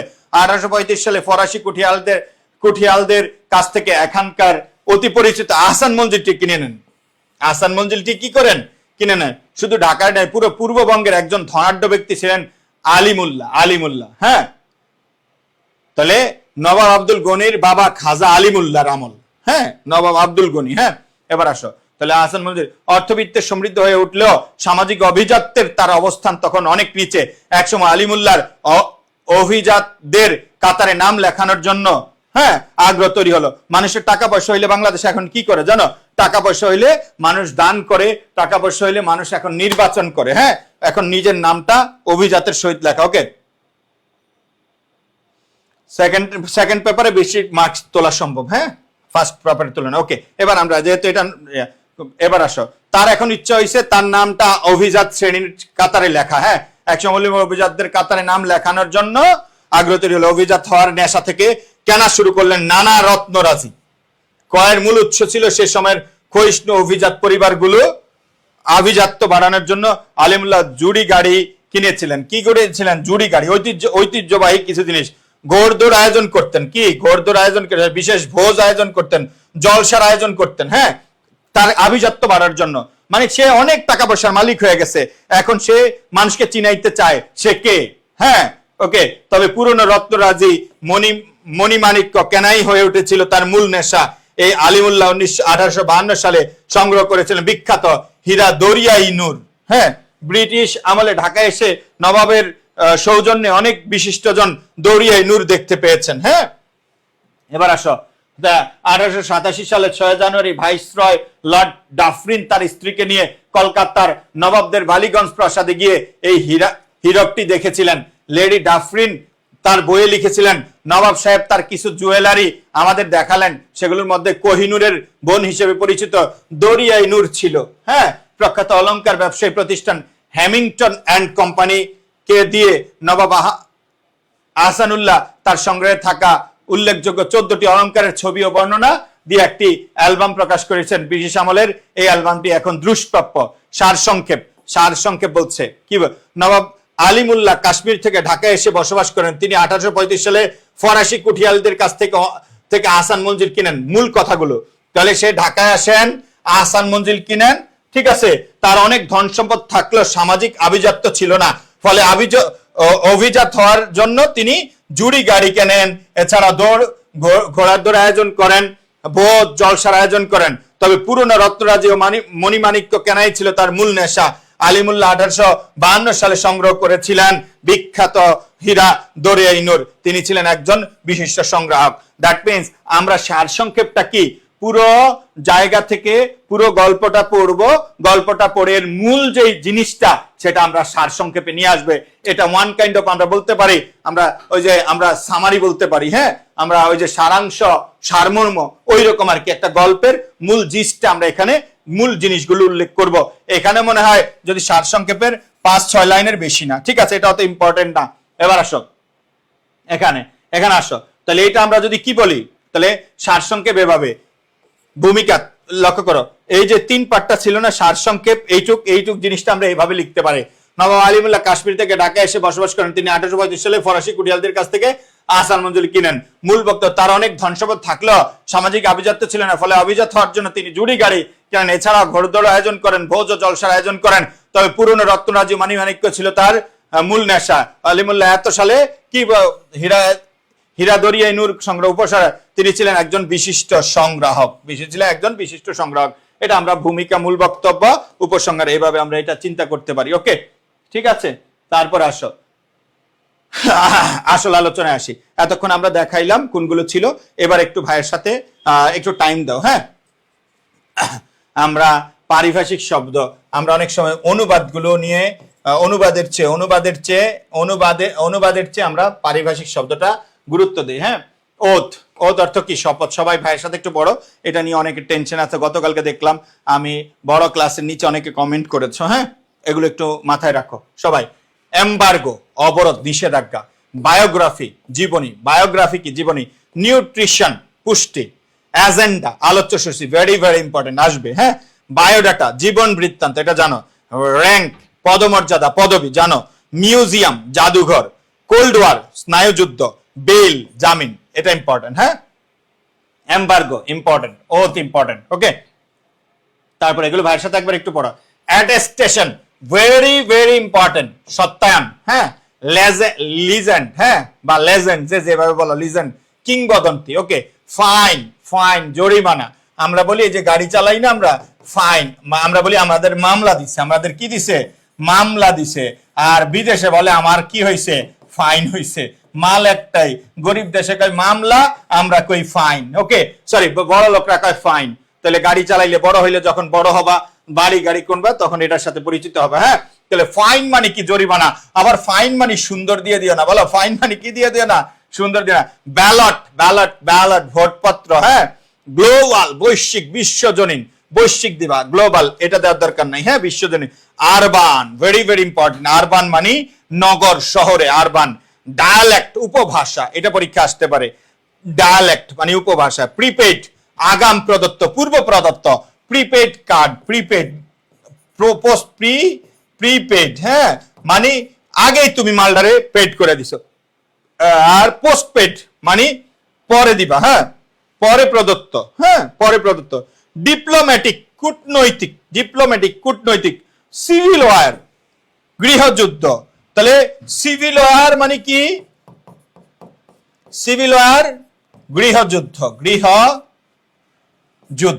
সিভিল ওয়ার গৃহযুদ্ধ। আর কোল্ড ওয়ার, কোল্ড ওয়ার কি দেখি বলো তো, পারো কিনা, কোল্ড ওয়ার বলো সবাই। আচ্ছা সজীব, আমি কি বাংলা দ্বিতীয় পত্র 110 পাবো অভিজ্ঞতার পরামর্শ? হ্যাঁ, তুই পাবি, তোর জন্য এটা, শুধু আর কারো জন্য। ওকে সবাই, এই কোল্ড ওয়ার মানে কি, সবাই সবাই একটু বলো, বলো কোল্ড ওয়ার মানে কি, সবাই বলো দেখি। আসল জায়গায় চলে আসছি, কোল্ড ওয়ার মানে কি? আরবান পৌর দিলে কেন, আরবান পৌর দেওয়ার দরকার নেই, নগর দিবা, শহরে দিবা, পৌর হয় বাট দরকার নেই, বলো। আয় হায় রে, গৃহযুদ্ধ আর স্নায়ুযুদ্ধ। একটু আগে কোল্ড ওয়ার পরে আসলাম, স্নায়ুযুদ্ধ। এই দুইটা, তাহলে কোল্ড ওয়ার কি, স্নায়ুযুদ্ধ, এই দুইটা মাথায় রাখবা। এই দুইটা, সিভিল ওয়ার মানে গৃহযুদ্ধ, কোল্ড ওয়ার মানে স্নায়ুযুদ্ধ। কোল্ড ওয়ার মানে কি, স্নায়ুযুদ্ধ, মাথায় রাখো। হ্যাঁ, এবার আসো মেমোরেন্ডাম, ভেরি ভেরি ইম্পর্টেন্ট। স্মারকলিপি। ফোনেটিক্স, ধ্বনিবিজ্ঞান আসবে পরীক্ষায়, ফোনেটিক্স আসবে পরীক্ষা। হ্যাঁ, ইমপিচমেন্ট, অভিশংসন, পরীক্ষা আসতে পারে। ইমপিচমেন্ট, অভিশংসন। ক্যাবিনেট, মন্ত্রিসভা আসতে পারে। হ্যাঁ, হোস্টেজ, হ্যাঁ, হোস্টেজ, জিম্মি হবে, হইতে পারে হোস্টেজ, জিম্মি। প্রেফিক্স, উপসর্গ। হ্যাঁ, Galaxy, very very important, Galaxy. হ্যাঁ, ম্যানাস্ক্রিপ্ট, পাণ্ডুলিপি, ভেরি ভেরি ইম্পর্টেন্ট। ওকে, সেন্সাস, আদমশুমারি, এটা আসবেই। সেন্সাস, আদমশুমারি, এটা আসবেই, মাথায় রেখো। একাডেমি, শিক্ষায়তন, এটা দরকার নেই। আকেদেমি, আকেদেমি, শিক্ষায়তন বলবো। ওকে, তারপর আসো ডেল্টা আসতে পারে, বদ্বীপ। ফার্স্ট প্রহসন, ফার্স্ট প্রহসন, ফার্স্ট প্রহসন। বুকলেট, পুস্তিকা। ভায়া, মাধ্যম। হ্যাঁ, আইসোলেশন, বিচ্ছিন্ন, একাকিত্ব, আলাদা, ইয়ার সময় ছিল। ভ্যাকেশন, অবকাশ, ছুটি। অর্ডিন্যান্স, অধ্যাদেশ আসতে পারে। হ্যাঁ, ক্যাপিটাল, মূলধন, রাজধানী। মূলধনে হয়, ক্যাপিটাল মূলধনে হবে, রাজধানী হবে, মূলধনটা দিবে। হ্যাঁ, পেই, প্রাপক, পেই অর্ডার। হ্যাঁ, প্রাপক।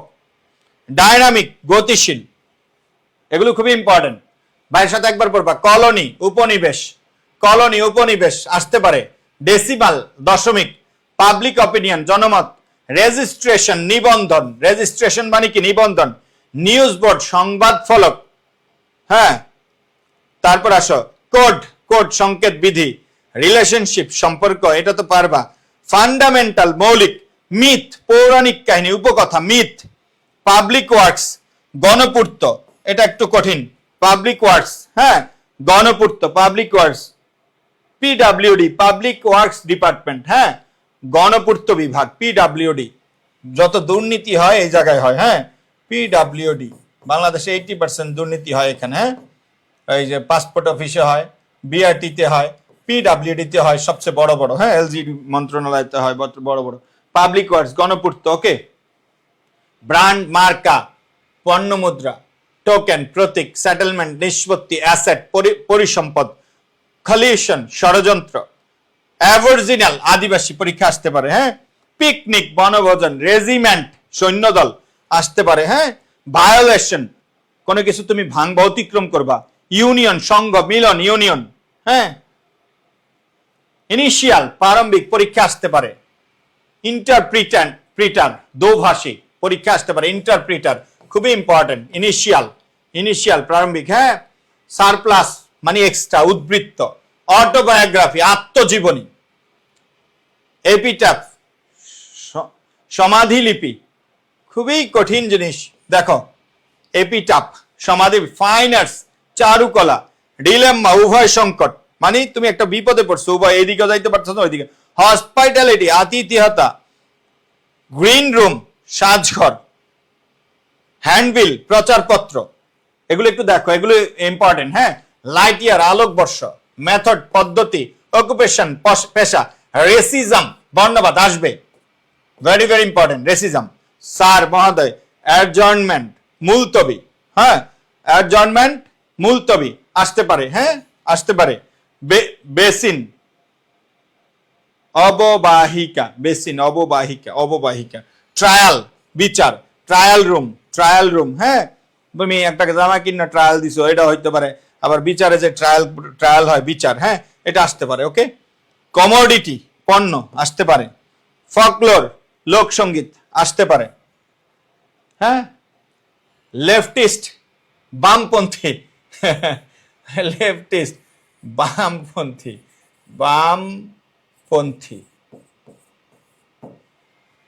সিটিজেন, নাগরিক। গোডাউন, গুদাম। হাইজিন, স্বাস্থ্যবিধি, এটা দেখো। হাইজিন, ইনভয়েস, এটা দেখতে পারো, এটা আসবে। চালান। আইওয়াশ মানে ধোকা দিছে।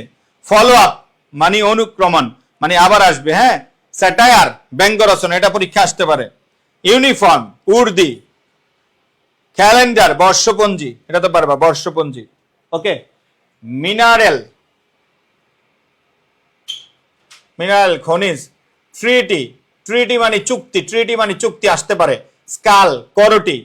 সার্কুলার, পরিপত্র আসতে পারে, ভেরি ভেরি ইম্পর্টেন্ট। ক্র্যাকডাউন, সাঁড়াশি অভিযান, পুলিশ দেয় ক্র্যাকডাউন, সাঁড়াশি অভিযান, হ্যাঁ। ভিজিটর, সাক্ষাৎকারী, যে দেখতে আসবে। আর্কাইভ, মহাহাফেজখানা, নথিপত্র, ভেরি ভেরি ইম্পর্টেন্ট। আর্কাইভ, মহাহাফেজখানা, নথিপত্রাগার, আর্কাইভ, এটা পরীক্ষা আসতে পারে। কোয়েরি, জিজ্ঞাসা। প্রেমবল, প্রস্তাবনা, এটা আসতে পারে, হ্যাঁ। গ্র্যাচুইটি, আনুতোষিক। প্রিফেস, মুখ বন্ধ। তোমরা পড়ো, অনেকে আসো, প্রেম আলাপ করো প্রজেক্ট, আমি তোমাদের জন্য এটা দিছি, কারণ এই পারিভাষিক শব্দ নিয়ে অনেকদিন বলছো, ঠিক আছে। পাইলট প্রজেক্ট, পরীক্ষামূলক প্রকল্প। ওয়াইজডম, প্রজ্ঞা। লিটারাল, আক্ষরিক। মেয়র, নগরপাল, ওয়াও। মেয়র, নগরপাল, নগরপিতা, নগরপাল। গ্রাভিটেশন, মধ্যাকর্ষণ, হ্যাঁ। স্পন্সর, পৃষ্ঠপোষক, স্পন্সরদের পৃষ্ঠপোষক। হুড, বোরকা। ইন্টেরিম, এই যে ইন্টারিম পড়বা, ইন্টেরিম আসবে, হ্যাঁ। অন্তর্বর্তীকালীন, স্যাংশন, মঞ্জুরি, ওকে। বন্ড, প্রতিজ্ঞাপত্র, বন্ড আসতে পারে, হ্যাঁ। ক্যাটালগ, তালিকা। ক্রাউন, মুকুট, এভ্রিভিয়েশন, সংক্ষেপণ, এটা আসতে পারে, ওকে। ইমিগ্রেন্ট, অভিবাসী। ইমিগ্রেন্ট যারা বিদেশে যায়, অভিবাসী। ইমিগ্রেন্ট, অভিবাসী, খুবই ইম্পর্টেন্ট, অভিবাসী। ডিড মানে দলিল, কার সঙ্গে কোনো চুক্তি করবো, ওই ডিড করবা, দলিল করবা। অ্যাডমিনিস্ট্রেশন, প্রশাসক। আর্কিটেকচার, স্থাপত্য। ডিসচার্জ, বরখাস্ত। এডিটর, সম্পাদক। অ্যাটেস্টেড, সত্যায়িত, ভেরি ভেরি ইম্পর্টেন্ট, হ্যাঁ। কাস্টমস, শুল্ক। কোয়ারেন্টাইন, সঙ্গরোধ। Quarantine, very very important. Quarantine, সঙ্গরোধ। জোন, অঞ্চল। জোন মানে কি, সাবসিডি, ভর্তুকি দিচ্ছে সরকার, অনেক প্রজেক্টে কি দেয়, সাবসিডি দেয়, ওকে। সাবসিডি দেয়, এগুলো তো একটু ভালোভাবে দেখো, এখান থেকে পরীক্ষা চলে আসবে। সাবসিডি, ভর্তুকি। এফিডেভিট, হলফনামা, এফিডেভিট করছে, হলফনামা, ভেরি ভেরি ইম্পর্টেন্ট। অ্যাটম, অণু। ফিউডাল, সামন্তবাদ। প্যান্ডেমিক, অতিমারি। এয়ার মিল, বিমান ডাক, হ্যাঁ। দেখছো সবাই? দেখছো সবাই? বুঝতে পারতেছ? সার্কেল বৃত্ত, ব্রোকার দালাল, বিবলিওগ্রাফি গ্রন্থপঞ্জি, এটা ভেরি ভেরি ইম্পর্টেন্ট। হ্যাঁ, হোয়াইট পেপার শ্বেতপত্র, আচ্ছা আগেরটা পড়ছি না? হ্যাঁ, আচ্ছা চ্যান্সেলর আচার্য, এটা ভেরি ভেরি ইম্পর্টেন্ট, পরীক্ষা আসবে। চ্যান্সেলর, ডেথ পেনাল্টি মৃত্যুদণ্ড, এটা তো পারবা। ব্যুরোক্রেসি আমলাতন্ত্র, ভেরি ভেরি ইম্পর্টেন্ট। কাস্টডি হেফাজত খানা, হ্যাঁ। ডেপুটেশন প্রেষণ, হোয়াইট পেপার শ্বেতপত্র, বিবলিওগ্রাফি গ্রন্থপঞ্জি, ব্রোকার দালাল, সার্কেল বৃত্ত, ফোরকাস্ট পূর্বাভাস ভবিষ্যৎবাণী, ফোরকাস্ট এটা ভেরি ভেরি ইম্পর্টেন্ট। অ্যাপেন্ডিক্স পরিশিষ্ট, বিয়ারার বাহক যে নেয়, গুরু সংস্থা, ডেমনস্ট্রেটর প্রদর্শক, ইন্ডেক্স ভেরি ভেরি ইম্পর্টেন্ট। নির্গণ্ঠ, কারফিউ সান্ধ্য আইন, কারফিউ জারি করছে মানে 144 দ্বারা, মানে এখানে আর কোনো কি করবার না, মানুষ হাঁটতে পারবে না। কি নোট মূল ভাব, ভেরি ভেরি ইম্পর্টেন্ট। এগ্রিমেন্ট চুক্তি পারবা। অ্যানেক্সেশন, অ্যানেক্স বিল্ডিং বলে, বিভিন্ন ইউনিভার্সিটি বলবে দেখবা অ্যানেক্স বিল্ডিং এ থাকি, দ্যাট মিন্স নতুন বিল্ডিং এ থাকে। সংযোজন অতিরিক্ত। চিফ হুইপ মুখ্য সচেতক, চিফ হুইপ মুখ্য সচেতক, ভেরি ভেরি ইম্পর্টেন্ট। যেহেতু নির্বাচন হয়েছে কদিন আগে, এগুলো আসতে পারে। হ্যাঁ, এনসাইক্লোপিডিয়া বিশ্বকোষ, রিফাইনারি শোধনাগার, very very important. Refinery, password সংকেত শব্দ, পাসওয়ার্ড এটা মুখস্থ করো, সংকেত শব্দ। কাস্টম প্রথা জানি, কনফিডেন্সিয়াল গোপনীয়। ইরিগেশন সেচ, ভাইভাবক মৌখিক পরীক্ষা, ইরিগেশনটা আমরা দেখবা সেচ। হ্যাঁ, বুঝছো এবার? ওকে, তাহলে এটাই আমরা পড়বো। এর বাইরে আছে অনুবাদ, যেহেতু আমরা পারিভাষিক শব্দটা ভালো পড়বো, তাহলে অনুবাদটা আমাদের দরকার আছে।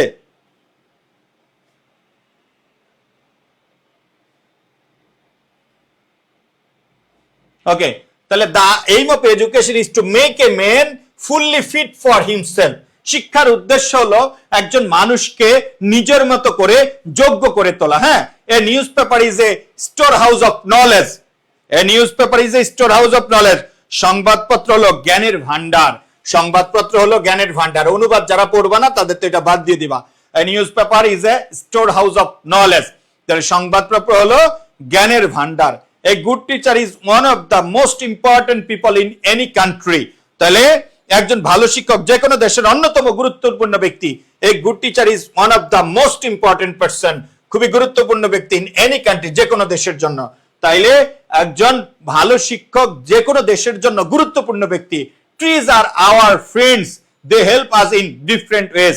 তাহলে ট্রিজ আর আওয়ার, গাছ আমাদের বন্ধু, তারা নানাভাবে আমাদের কি করে, উপকার করে। তাহলে ট্রিজ আওয়ার ফ্রেন্ডস, গাছ আমাদের বন্ধু, তারা বিভিন্ন উপায়ে আমাদেরকে কি করে, সহযোগিতা করে। Shaheed Minar is the symbol of our love and sincerity. Shaheed Minar আমাদের ভালোবাসা আন্তরিকতার প্রতীক। Shaheed Minar is the symbol of our love and sincerity, আমাদের ভালোবাসা আন্তরিকতার প্রতীক। Patriotism is a very novel virtue, দেশপ্রেম একটি অত্যন্ত মহৎ গুণ। Patriotism is a very novel virtue, দেশপ্রেম অত্যন্ত মহৎ কি গুণ। বুঝতে পারতেছ? Family is the first school where the child learns his lessons. পরিবার হলো শিশুর প্রথম বিদ্যালয়, যেখানে সে তার জীবনের প্রথম শিক্ষা লাভ করে। Family is the first school, পরিবার হলো শিশুর প্রথম বিদ্যালয়। হোয়ার the child learn his lesson, যেখানে শিশু তার জীবনের প্রথম শিক্ষা লাভ করে। ঠিক আছে, এবার আসো, book are man's best companion in life. তাইলে বই মানুষের জীবনের সর্বোত্তম সঙ্গী। হ্যাঁ, book are man's best companion in life, বই মানুষের জীবনের সর্বোত্তম সঙ্গী। A patriot is a man who loves his country, একজন দেশপ্রেমিক তার দেশকে, দেশপ্রেমিক হলেন সেই ব্যক্তি যিনি নিজের দেশকে ভালোবাসেন। এ patriot is a man who loves his country, দেশপ্রেমিক হলো সেই ব্যক্তি যে তার দেশকে অনেক ভালোবাসে। Man is the architect of his own life, মানুষ তার নিজের জীবনের স্থপতি। Man is the very very important, man is the architect of his own life, মানুষ তার জীবনের কি স্থপতি। এ good teacher in on the most important people in a country, একজন ভালো শিক্ষক একটি দেশের অন্যতম গুরুত্বপূর্ণ ব্যক্তি। Illiteracy is great problem of our country. অশিক্ষা, নিরক্ষরতা আমাদের দেশে একটি বড় সমস্যা। নিরক্ষরতা আমাদের দেশে একটি বড় সমস্যা। The aim of education is to make a man fully fit for himself. তাহলে কি হচ্ছে, শিক্ষার উদ্দেশ্য হলো একজন মানুষকে নিজের জন্য সম্পূর্ণ যোগ্য উপযুক্ত গড়ে তোলা। হ্যাঁ, Bangladesh is now A free country. Bangladesh এখন একটি স্বাধীন দেশ। বাংলাদেশ এখন একটি স্বাধীন দেশ। আশা করি অনুবাদ, যেহেতু তোমরা কি পড়বা, পারিভাষিক শব্দ পড়বা, তাহলে অনুবাদের দরকার নাই। অনুবাদ যারা পড়বা তারা তাদের জন্য নিজেদের মতো করে পড়বা। এটা যে যত বেশি ভোকাবুলারিতে অ্যাডভান্স, তার অনুবাদ তত ভালো পাবে। ওকে, এবার আসো দিনলিপি সম্পর্কে যে সাজেশন আছে এই বিষয়গুলো দেখবা। দিনলিপি ভাইয়া যেটা দেখিয়ে দিয়েছি, ঐতিহাসিক স্থান ভ্রমণে অর্জিত অভিজ্ঞতা বর্ণনা দিনলিপি লেখো। বইলা মেলা সম্পর্কে দিনলিপি লিখবা। কলেজে তোমার প্রথম দিনের অভিজ্ঞতা বর্ণনা করবা। বাংলা নববর্ষ উদযাপন, তোমার এইচএসসি পরীক্ষার ফল প্রকাশের দিন, করণীয় নিয়ে দিনলিপি, লঞ্চ ডুবির ঘটনা নিয়ে দিনলিপি, যে কোনো একটা দিয়ে লিখবে, এটা তো স্বাভাবিক ঘটনা। হ্যাঁ, প্রতিবেদন রচনা, দ্রব্যমূল্যের ঊর্ধ্বগতি নিয়ে বলতে পারো, খাদ্যে ভেজাল মিশানো, এটা নিয়ে হইতে পারে। তোমার শহরের যানজট সমস্যা নিয়ে হইতে পারে। হ্যাঁ, তোমার শহরের যানজট সমস্যার উপর একটি প্রতিবেদন হইতে পারে। নিত্য প্রয়োজনীয় জিনিস দাম বৃদ্ধি পাইতে পারে। তোমার কলেজের গ্রন্থাগার সম্পর্কে একটি অনুসন্ধানীমূলক প্রতিবেদন রচনা হইতে পারে। ভয়াবহ সড়ক দুর্ঘটনা নিয়ে হইতে পারে। বন্যার পর তোমার এলাকার গৃহীত পুনর্বাসন কাজ সম্পর্কে একটি প্রতিবেদন। 21 ফেব্রুয়ারি 26 মার্চ ডিসেম্বর 16 ডিসেম্বর পালন উপলক্ষে কলেজ কর্তৃক আয়োজিত অনুষ্ঠান নিয়ে একটি প্রতিবেদন হইতে পারে। হ্যাঁ, তাহলে 21 ফেব্রুয়ারি, 26 মার্চ, 16 ডিসেম্বর বিখ্যাত দিন, এগুলো দেখবা। হ্যাঁ, যেগুলো দিচ্ছি এগুলো সাজেশন, এগুলো দেখে গেলে হয়ে যাবে। ইমেল লিখন, বৈদ্যুতিক চিঠি। হ্যাঁ, জন্মদিনের, ঈদ উল ফিতরের শুভেচ্ছা অথবা নববর্ষের শুভেচ্ছা সম্পর্কে বন্ধুকে একটি ইমেল পাঠাও। কলেজে অনুষ্ঠানে উপস্থিত থাকার অনুরোধ জানিয়ে জেলা প্রশাসককে একটি ইমেল পাঠাইতে পারো। দুর্ঘটনা সম্পর্কে বিস্তারিত জানিয়ে বন্ধুকে একটি ইমেল পাঠাইতে পারো। বাংলা নববর্ষের শুভেচ্ছা জানিয়ে বন্ধুকে ইমেল পাঠাইতে পারো। জরুরি রক্তের প্রয়োজনের কথা জানিয়ে বলতে পারো। ইন্টারনেট ব্যবহারের সুফল ও কুফল সম্পর্কে জানাইতে পারো। এগুলো দেখতে গেলে হয়ে যাবে। হ্যাঁ, আবেদনপত্র, তোমার এলাকার ভয়াবহ টর্নেডোতে ক্ষতিগ্রস্ত জনসাধারণের সাহায্যার্থে জেলা প্রশাসকের নিকটে একটি আবেদনপত্র লিখতে পারো। বিদ্যুৎ বিভ্রাট মাত্রাতিরিক্ত, এটা নিয়ে আবেদনপত্র লিখতে পারো। শিক্ষা সফরে যাওয়ার অনুমতি চেয়ে আবেদনপত্র লিখতে পারো। বিদ্যালয়ের ছাত্র কল্যাণ তহবিল থেকে সাহায্য চেয়ে প্রধান শিক্ষকের নিকট আবেদনপত্র লিখতে পারো। বাণিজ্যিক প্রতিষ্ঠানে অফিসার পদের জন্য একটি আবেদনপত্র লিখতে পারো। প্রাথমিক মাধ্যমিক বিদ্যালয়ের সহকারী শিক্ষক পদে, যেমন এটা আইতে পারে। হ্যাঁ, পাবলিক পরীক্ষায় নকল বন্ধ করার পক্ষে যুক্তি দেখিয়ে সংবাদ প্রকাশের জন্য সম্পাদকের কাছে একটি পত্র লিখতে পারো। বিনা বেতনে পড়ার অনুমতি চেয়ে অধ্যক্ষের কাছে আবেদন লিখতে পারো। আবেদনপত্রের ফরম্যাটটা অবশ্যই লিখবা। সারাংশ, সারমর্ম। স্বাধীন হবার জন্য যেমন সাধনার প্রয়োজন, মানুষের মূল্য কোথায়, মাতৃস্নেহের তুলনা নেই, বৃক্ষের দিকে তাকালে জীবনের তাৎপর্য উপলব্ধি হয়, পরীক্ষায় পাশ করিবার, অনেকে বলেন স্ত্রীলোকদের উচ্চ শিক্ষার প্রয়োজন নেই, তুমি জীবনকে সার্থক ও সুন্দর করিতে চাও, ভালো কথা, কিসে হয় মর্যাদা, না জাতিকে শক্তিশালী শ্রেষ্ঠ অভ্যাস। লক্ষ্য করো, সারাংশ, সারমর্ম এগুলো ওই রকম আসবে না। লক্ষ্য করো, তোমার মতো করে যেটা আসবে ওইটার উপর বেসিস করে তুমি লেখা দিবা। হ্যাঁ, এটা সাজেশনের কিছু নাই। ওকে, এটা সাজেশনের কোনো কিছু নেই। আচ্ছা, সুশিক্ষিত লোক মাত্রই সশিক্ষিত। আজকের দুনিয়াটা আশ্চর্য দৌড়া অর্থের বা বেতনের উপর নির্ভরশীল। মানুষের সুন্দর মুখ দেখে আনন্দিত হয় না। ওকে, ওই যে আগেরটার ইয়ে হয়ে গেছে। এবার আসো, এই যে আগেরটার লেখা এখানে ভাব সম্প্রসারণ, এটা সাজেশনের বিষয় আছে। আমি আবার বলছি, সারাংশ, সারমর্ম সাজেশনের কিছু নাই। ওটা যে কোনো অপরিচিত জায়গা থেকে আসবে, পুরোটা পড়বা। তোমার টেক্সট বুক থেকে আসতে পারে, তোমার টেক্সট বুকের কোনো গল্প থেকে আসতে পারে, তোমার টেক্সট বুকের কোনো কবিতা থেকে আসতে পারে। সারাংশ, সারমর্মের সাজেশনটা ফলো করবা না। আবারও বলছি, এটা তোমার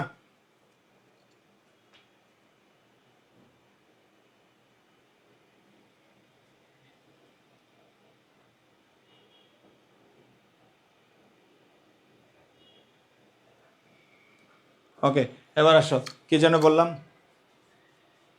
স্বাধীনতা অর্জনের চেয়ে স্বাধীনতা রক্ষা কঠিন, ভাব সম্প্রসারণ। হ্যাঁ, অন্যায় যে করে আর অন্যায় যে সহে, তব ঘৃণা যেন তার তৃণ সমেত হয়।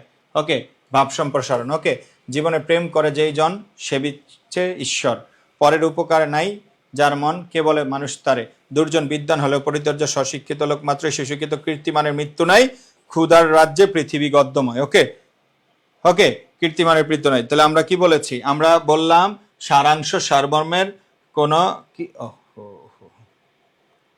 সারাংশ, সারমর্মের কোনো সাজেশনের কি দরকার নাই, প্রয়োজন নাই। হ্যাঁ, এগুলো তোমরা নিজের মতো করে টেক্সট বুক ভালো করে পড়লে হয়ে যাবে। টেক্সট বুক ভালো করলে হয়ে যাবে। ভাব সম্প্রসারণগুলো দেখে নিবে এগুলো, ঠিক আছে। সংলাপ, এগুলো দেখে নিবা, হ্যাঁ, এগুলো পিডিএফটা দিয়ে দেবো, সংলাপগুলো দেখে নিবা, হ্যাঁ। তারপরে আসো খুদে গল্প, ঠিক আছে, এই সাজেশনগুলো দিয়ে দিলাম। এই প্রবন্ধ রচনা, অর্থনীতি, শিল্প উন্নয়ন সম্পর্কে বাংলাদেশ পোশাক শিল্প, প্রবন্ধ রচনা কয়েকটা সেগমেন্টে ভাগ করা আছে, হ্যাঁ। বাংলাদেশ পোশাক শিল্প, বর্তমান অবস্থা, সমস্যার সম্ভাবনা, বাংলাদেশ পর্যটন শিল্প, সমস্যার সম্ভাবনা। আর এখানে মনে রাখবো, আমি ওভারঅল বলবো, রচনায় যদি মার্ক তুলতে চাও তাহলে অবশ্যই সাজাইতে হবে, হেডলাইনগুলো ভালো দিবি। বিজ্ঞান প্রযুক্তি ও আধুনিক জীবন সম্পর্কে, মানব কল্যাণে বিজ্ঞান, মানব কল্যাণে বিজ্ঞান প্রযুক্তি ও দৈনন্দিন জীবন, কম্পিউটার রিলেটেড, আধুনিক সভ্যতা, ইন্টারনেটের আজকাল বাংলাদেশ, কৃষিকাজে বিজ্ঞান, হ্যাঁ। তাহলে এখানে আসতে পারে, লক্ষ্য করে একদম এই দুইটা পড়লে অর্থনীতি থেকে একটা মাস্ট আসবে, হ্যাঁ। তারপরে বিজ্ঞান থেকে একটা আসবে, ওকে। সামাজিক সমস্যা, সমসাময়িক চ্যালেঞ্জ, মাদকাসক্তি ও তরুণ সমাজ, দুর্নীতি ও তার প্রতিকার, জলবায়ু, বাংলাদেশের প্রাকৃতিক দুর্যোগ, জলবায়ু পরিবর্তন প্রতিকার, তার প্রতিকার। তাহলে সামাজিক সমস্যা, এই তিনটা বিষয় যদি তুমি ভালোভাবে পড়া হয়ে যাবে, মানবিক গুণাবলী, অনৈতিকতা শিক্ষা, শিষ্টাচার, শ্রমের মর্যাদা, স্বদেশপ্রেম, দেশপ্রেম, অধ্যাবসায়, হ্যাঁ। নারী শিক্ষা ও ক্ষমতায়ন, নারী শিক্ষার গুরুত্ব, জাতি গঠনে নারী সমাজের ভূমিকা, নারী ক্ষমতায়ন, ঠিক আছে। লক্ষ্য করো বিবিধ, এগুলো দরকার নেই, এগুলো তো হলো তাহলে তোমরা লক্ষ্য করো, এখানে আমরা রচনাগুলো মানে পার্ট বাই পার্ট দিয়েছি, হ্যাঁ, পার্ট বাই পার্ট দিয়েছি। লক্ষ্য করো, প্রবন্ধ রচনা, অর্থনীতি, শিল্প নয়, বাংলাদেশের পোশাক শিল্প, বাংলাদেশের পর্যটন শিল্প, এই দুইটা পড়লে এমনিতে পেয়ে যাবে একটা, হ্যাঁ। তারপরে বিজ্ঞান তো মাস্ট, এখান থেকে তো আসবে, হ্যাঁ, বিজ্ঞান। তাহলে ওইখান থেকে এগুলো লক্ষ্য করো, বিজ্ঞানের টোটাল বিজ্ঞান রিলেটেড জিনিসটা পড়ে তুমি মাথায় সেভ করবা। মোট তোমার বলতে পারো কয় পৃষ্ঠা লিখবা, তুমি এখানে 15 পৃষ্ঠা লিখতে পারো, হ্যাঁ। 10 পৃষ্ঠা লিখলে একদম কম হয়ে যায়, যদি সময় না হয় তাহলে 10 পৃষ্ঠা লিখবা। মনে রাখবা, এখানে অবশ্যই তোমাকে কি লিখতে হবে, হেডিং করতে হবে, হেডিংগুলো ভালোভাবে লিখতে হবে, এই রিলেটেড পুরোটা জিনিস পড়বা। হ্যাঁ, এখন যদি তোমাকে যদি ইন্টারনেট ব্যবহার নিয়ে আসে, তাহলে ইন্টারনেট ব্যবহারের উপকারিতা লিখতে হবে, সুফল লিখতে হবে, কুফল লিখতে হবে। এই সুফলের আন্ডারে অনেকগুলো কিছু পয়েন্ট আসবে, কুফলের আন্ডারে পয়েন্ট আসবে, এবং পরিশেষে তুমি কি উপসংহারে কি বলবা, এটা থেকে পরিত্রাণের উপায় কি, এভাবে লিখে মিনিমাম মানে একদম নালও যদি লিখতে পারো, তোমার হাতের লেখা ভালো না, সুন্দর করে সর্বনিম্ন 10 পৃষ্ঠা, আর মিনিমাম 15 পৃষ্ঠা লিখবা। মিনিমাম কত পৃষ্ঠা লিখবা? 15 পৃষ্ঠা লিখবা। বুঝাইতে পেরেছি ভাইয়া? রচনাকে ভাইয়া এগুলো পড়লে 2 দিন লাগবে, এগুলো সব তোমার পড়তে হবে না। বিষয়টা হলো, লক্ষ্য করো, তোমাকে যদি এখন এক কথা বলে দেয়, যেমন তুমি যদি শুধু এই বিজ্ঞান প্রযুক্তি লেখো, তো এখান থেকে তো একটা পড়বে, সবগুলো পড়া লাগবে না। তুমি এই সাইড থেকে আমি সেগমেন্ট আলাদা করে দিয়েছে, তুমি এখান থেকে কোন কোন জিনিসগুলো ভালো পারো, ঠিক আছে, সব পড়ার দরকার নাই। তো কম্পিউটার রিলেটেড তোমার জ্ঞান থাকতে হবে, ইন্টারনেট রিলেটেড জ্ঞান থাকতে হবে, এটারে আবার তুমি কৃষি কাজে কিভাবে ব্যবহার করবা, এগুলো ওভারঅল পড়ে তুমি কি করবা। এতদিন তুমি পড়ো নাই, এতদিন তুমি পড়ছো, এখন তো তুমি কি করবা? তুমি কি বাংলাদেশের পোশাক শিল্প পড়ো নাই, বাংলাদেশের পর্যটন শিল্প পড়ো নাই, বর্তমান অবস্থা, সমস্যার সম্ভাবনা, এগুলো কি পড়ো নাই? তুমি তো এগুলো পড়েছো, তুমি এখন কি করবা? প্র্যাকটিস করবা। এখন আমি যদি একটা দেই, দুইটা দেই, ওই দুইটা পড়ে গেলা, তোমার ওইটা দুইটা আসলো না, তাহলে কি করবা? ঠিক আছে, ওকে। তো তোমাদেরকে একটা কথাই বলি, তুমি এতদিন যেভাবে পড়েছো ওইভাবেই পড়বা। একদিনে তোমার কোনো টিচারের কথায় যদি তুমি পুরোটাই রাস্তা পরিবর্তন করে ফেলো, তাহলে এটা তোমার লস হবে, হ্যাঁ, তোমার কি হবে? লস হবে। আমি আবারও বলছি, প্রত্যেকে মনোযোগ সহকারে এতদিন যেভাবে পড়েছো ওইভাবে পড়বা, আর এই জিনিসটা তুমি ফাইনাল হিসেবে, একটা ফাইনাল টাচ হিসেবে দিয়ে যাবা, ঠিক আছে? একবার দেখে যাবা, ফরম্যাটটা দেখে যাবা। এটা তো এই ফরম্যাট, আমার এই পিডিএফ পড়তে তোমার সর্বোচ্চ 2 ঘন্টা লাগবে। তুমি যদি ভালো স্টুডেন্ট হও, তুমি শুধু পিডিএফ দেখে কি করবা? তুমি কি এখন আবেদনপত্র মুখস্থ করবা? না, তুমি শুধু কি ফরম্যাটটা মুখস্থ করবা, তুমি ইমেইলের ফরম্যাটটা মুখস্থ করবা, তুমি মানে ওই যে কলেজে আবেদনের জন্য যে কি করবে, শিক্ষক হিসেবে আবেদনপত্রের জন্য যে ফরম্যাট, সেটা মুখস্থ করবা। তোমার শিক্ষাগত যোগ্যতাটা কিভাবে দিবে, ওই ফরম্যাট গুলো মুখস্থ করার জন্য শুধু এটা দিয়েছি, ঠিক আছে? ওকে, হ্যাঁ, রচনার উত্তরগুলো দিয়ে দিব, এগুলো এত সময় আছে এখন। তুমি তোমার মতো করে যা পড়ছো সবই পড়বা। তুমি এতদিন যে পরীক্ষা দিয়েছো, তুমি জাস্ট হেডিং গুলো লিখবা, প্রত্যেকটা পয়েন্ট, ভূমিকা লিখবা, তারপরে মূল আলোচনা লিখবা, প্রত্যেকটা পয়েন্টে 2-3 লাইন 3টা লাইন করে লিখবা। এভাবে প্রত্যেকটা পৃষ্ঠায় হয়তো 3টা বা 4টা কোটেশন থাকতে পারে, 3টা বা 4টা পয়েন্ট থাকতে পারে, প্রত্যেকটা পৃষ্ঠায় 3টা অথবা 4টা করে কি থাকতে পারে, পয়েন্ট থাকতে পারে, ওকে। 3টা অথবা 4টা করে কি থাকতে পারে, পয়েন্ট থাকতে পারে। আমি আবারও বলছি, কারো কথায় শর্টকাটে যাওয়ার কোনো প্রয়োজন নাই। তুমি এতদিন যেভাবে পড়েছ, যেটা যেটা মাথায় রেখেছো ওগুলো পড়বা, এগুলো থেকে মানে নির্দিষ্ট কিছু গুরুত্বপূর্ণ বিষয় পড়ে আসবা। তুমি লক্ষ্য করো, তুমি যদি মানব কল্যাণের বিজ্ঞান প্রযুক্তি, দৈনন্দিন জীবনে বিজ্ঞান, এটা যদি কমনটা পড়ো, তুমি কম্পিউটার রিলেটেড জ্ঞান পাবা, ইন্টারনেট রিলেটেড জ্ঞান পাবা, তুমি এমনিতেই লিখবা। শুধু এই 3টা 4টা পড়লেই তো তুমি পরীক্ষার রচনা লিখতে পারো, আর তো কিছু লাগবে না, এখান থেকে তো একটা আসবেই। সো তুমি ওইভাবে লিখবা। তুমি কোনটা কোনটা ভালো পড়েছ, তুমি ওই রিলেটেড প্রস্তুতিটা নিবা। তুমি যদি আজকে আমার মতো করে নতুন ভাবে প্রস্তুতি নাও, তাহলে এটা তোমার জন্য কি হবে, তোমার জন্য হিতের বিপরীত হয়ে যাবে। কারো কথায় যদি একটা নির্দিষ্ট জায়গা থেকে প্রস্তুতি নাও, হিতের বিপরীত হবে। ভালো করে পড়ো, আর যারা পড়ো না তারা নির্দিষ্ট করে এর ভিতর থেকে প্রস্তুতি নিয়ে দাও। শর্টকাট, তোমার কিছু লাগবে না। কম্পিউটারের আধুনিক সভ্যতা, এখন কম্পিউটার রিলেটেড তুমি রচনাটা পড়লা, কিচ্ছু পারো নাই, তাহলে হেডিং গুলো পড়বা, হেডিং এর ভিতরে কি আছে এটি মাথায় নিয়ে নেবা, শুধু হেডলাইন গুলো পড়বা। তুমি সে ফর এক্সাম্পল তুমি 5টা বা 7টা রচনা পড়বা, 5টা বা 7টা কি পড়বা, রচনা পড়বা। এটা নিয়ে তো সবচেয়ে বড় সমস্যা।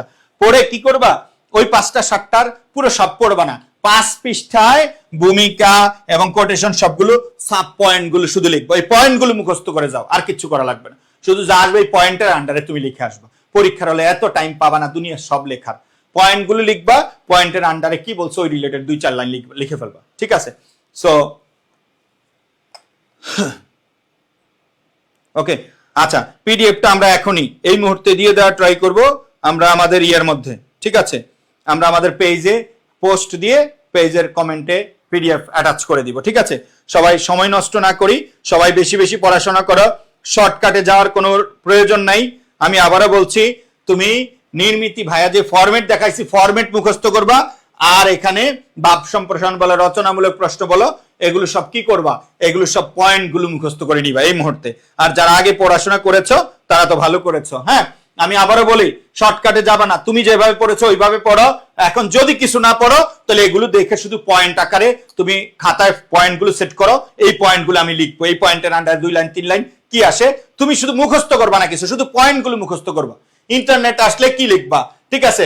কম্পিউটার আসলে কি লিখবা, জাস্ট পয়েন্টগুলো লিখবা। আর ভালো এটা একটা পড়লেই বাকি পুরোটাই দিতে পারো। হ্যাঁ, তারপরে আসো বাংলাদেশ পোশাক শিল্প, বাংলাদেশের পর্যটন শিল্প। তাহলে পোশাক শিল্প আসলে কোন কোন বর্তমান অবস্থা কি, সমস্যার সম্ভাবনা কি আছে, এগুলো শুধু পয়েন্টগুলো লিখবো। ওই পয়েন্টের আন্ডারে তুমি একটু পড়ে যাবা, পত্রিকা পড়ার মতো পড়ে তুমি রেডি করে রাখবা। ওকে, এখনই পড়ার টেবিলে বসে যাও। সবাই ভালো থাকবা, বেস্ট অফ লাক ইনশাআল্লাহ। আর দেখা হবে ইউনিভার্সিটি অ্যাডমিশন টেস্টে। আর ইউনিভার্সিটি অ্যাডমিশন টেস্ট এডুকেশন সম্পর্কে জানতে চাইলে যারা সেকেন্ড টাইম আছে, বাংলাদেশের সবচেয়ে বেশি শিক্ষার্থী আমাদের কাছে কোচিং করতেছে, আমাদের হ্যান্ড নোট ওইখানে আছে। ভাইয়া কিন্তু এইভাবে পড়াই না অ্যাডমিশন, আমি একজন অ্যাডমিশনের শিক্ষক, 16-15 বছর ধরে পড়াচ্ছি। বিভিন্ন বাংলাদেশের নাম্বার 1 প্রতিষ্ঠানে বিভাগীয় প্রধান হিসেবে ছিলাম, এখন আমাদের নিজের প্রতিষ্ঠান, এখানে একদম উজাড় করে পড়াচ্ছি। বাংলাদেশে অফলাইনের তুলনায় অনলাইনে বেস্টার সার্ভিস পাবা। তার আগে বলছি, তুমি আগে এইচএসসি পরীক্ষা ভালো করো, তারপরে দেখা যাবে অ্যাডমিশন। অ্যাডমিশনে কোথাও ভর্তি হবা না, আগে কয়েকটা ক্লাস করবা, দেন তুমি ডিসিশন নিবা কে হবে তোমার অ্যাডমিশন মেন্টর।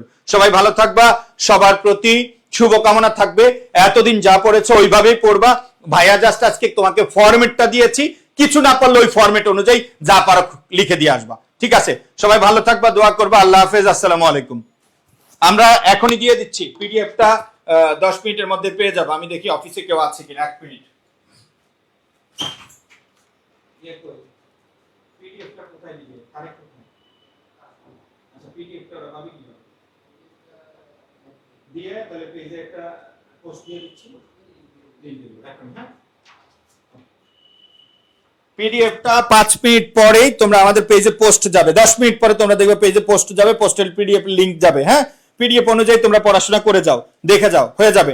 আর ভাইয়ার গত ক্লাসটা, বাংলা দ্বিতীয় পত্রের গত ক্লাসটা যেটা লম্বা ক্লাস করেছি, যে টপিক তোমার প্রয়োজন ওই টপিক এখানে যাওয়া। প্লিজ অত শর্টকাট করো না ভাই, অত শর্টকাট করলে চান্স পাবা, মানে ভালো রেজাল্ট হবে না, ইউনিভার্সিটিতেও চান্স পাবা না, ঠিক আছে?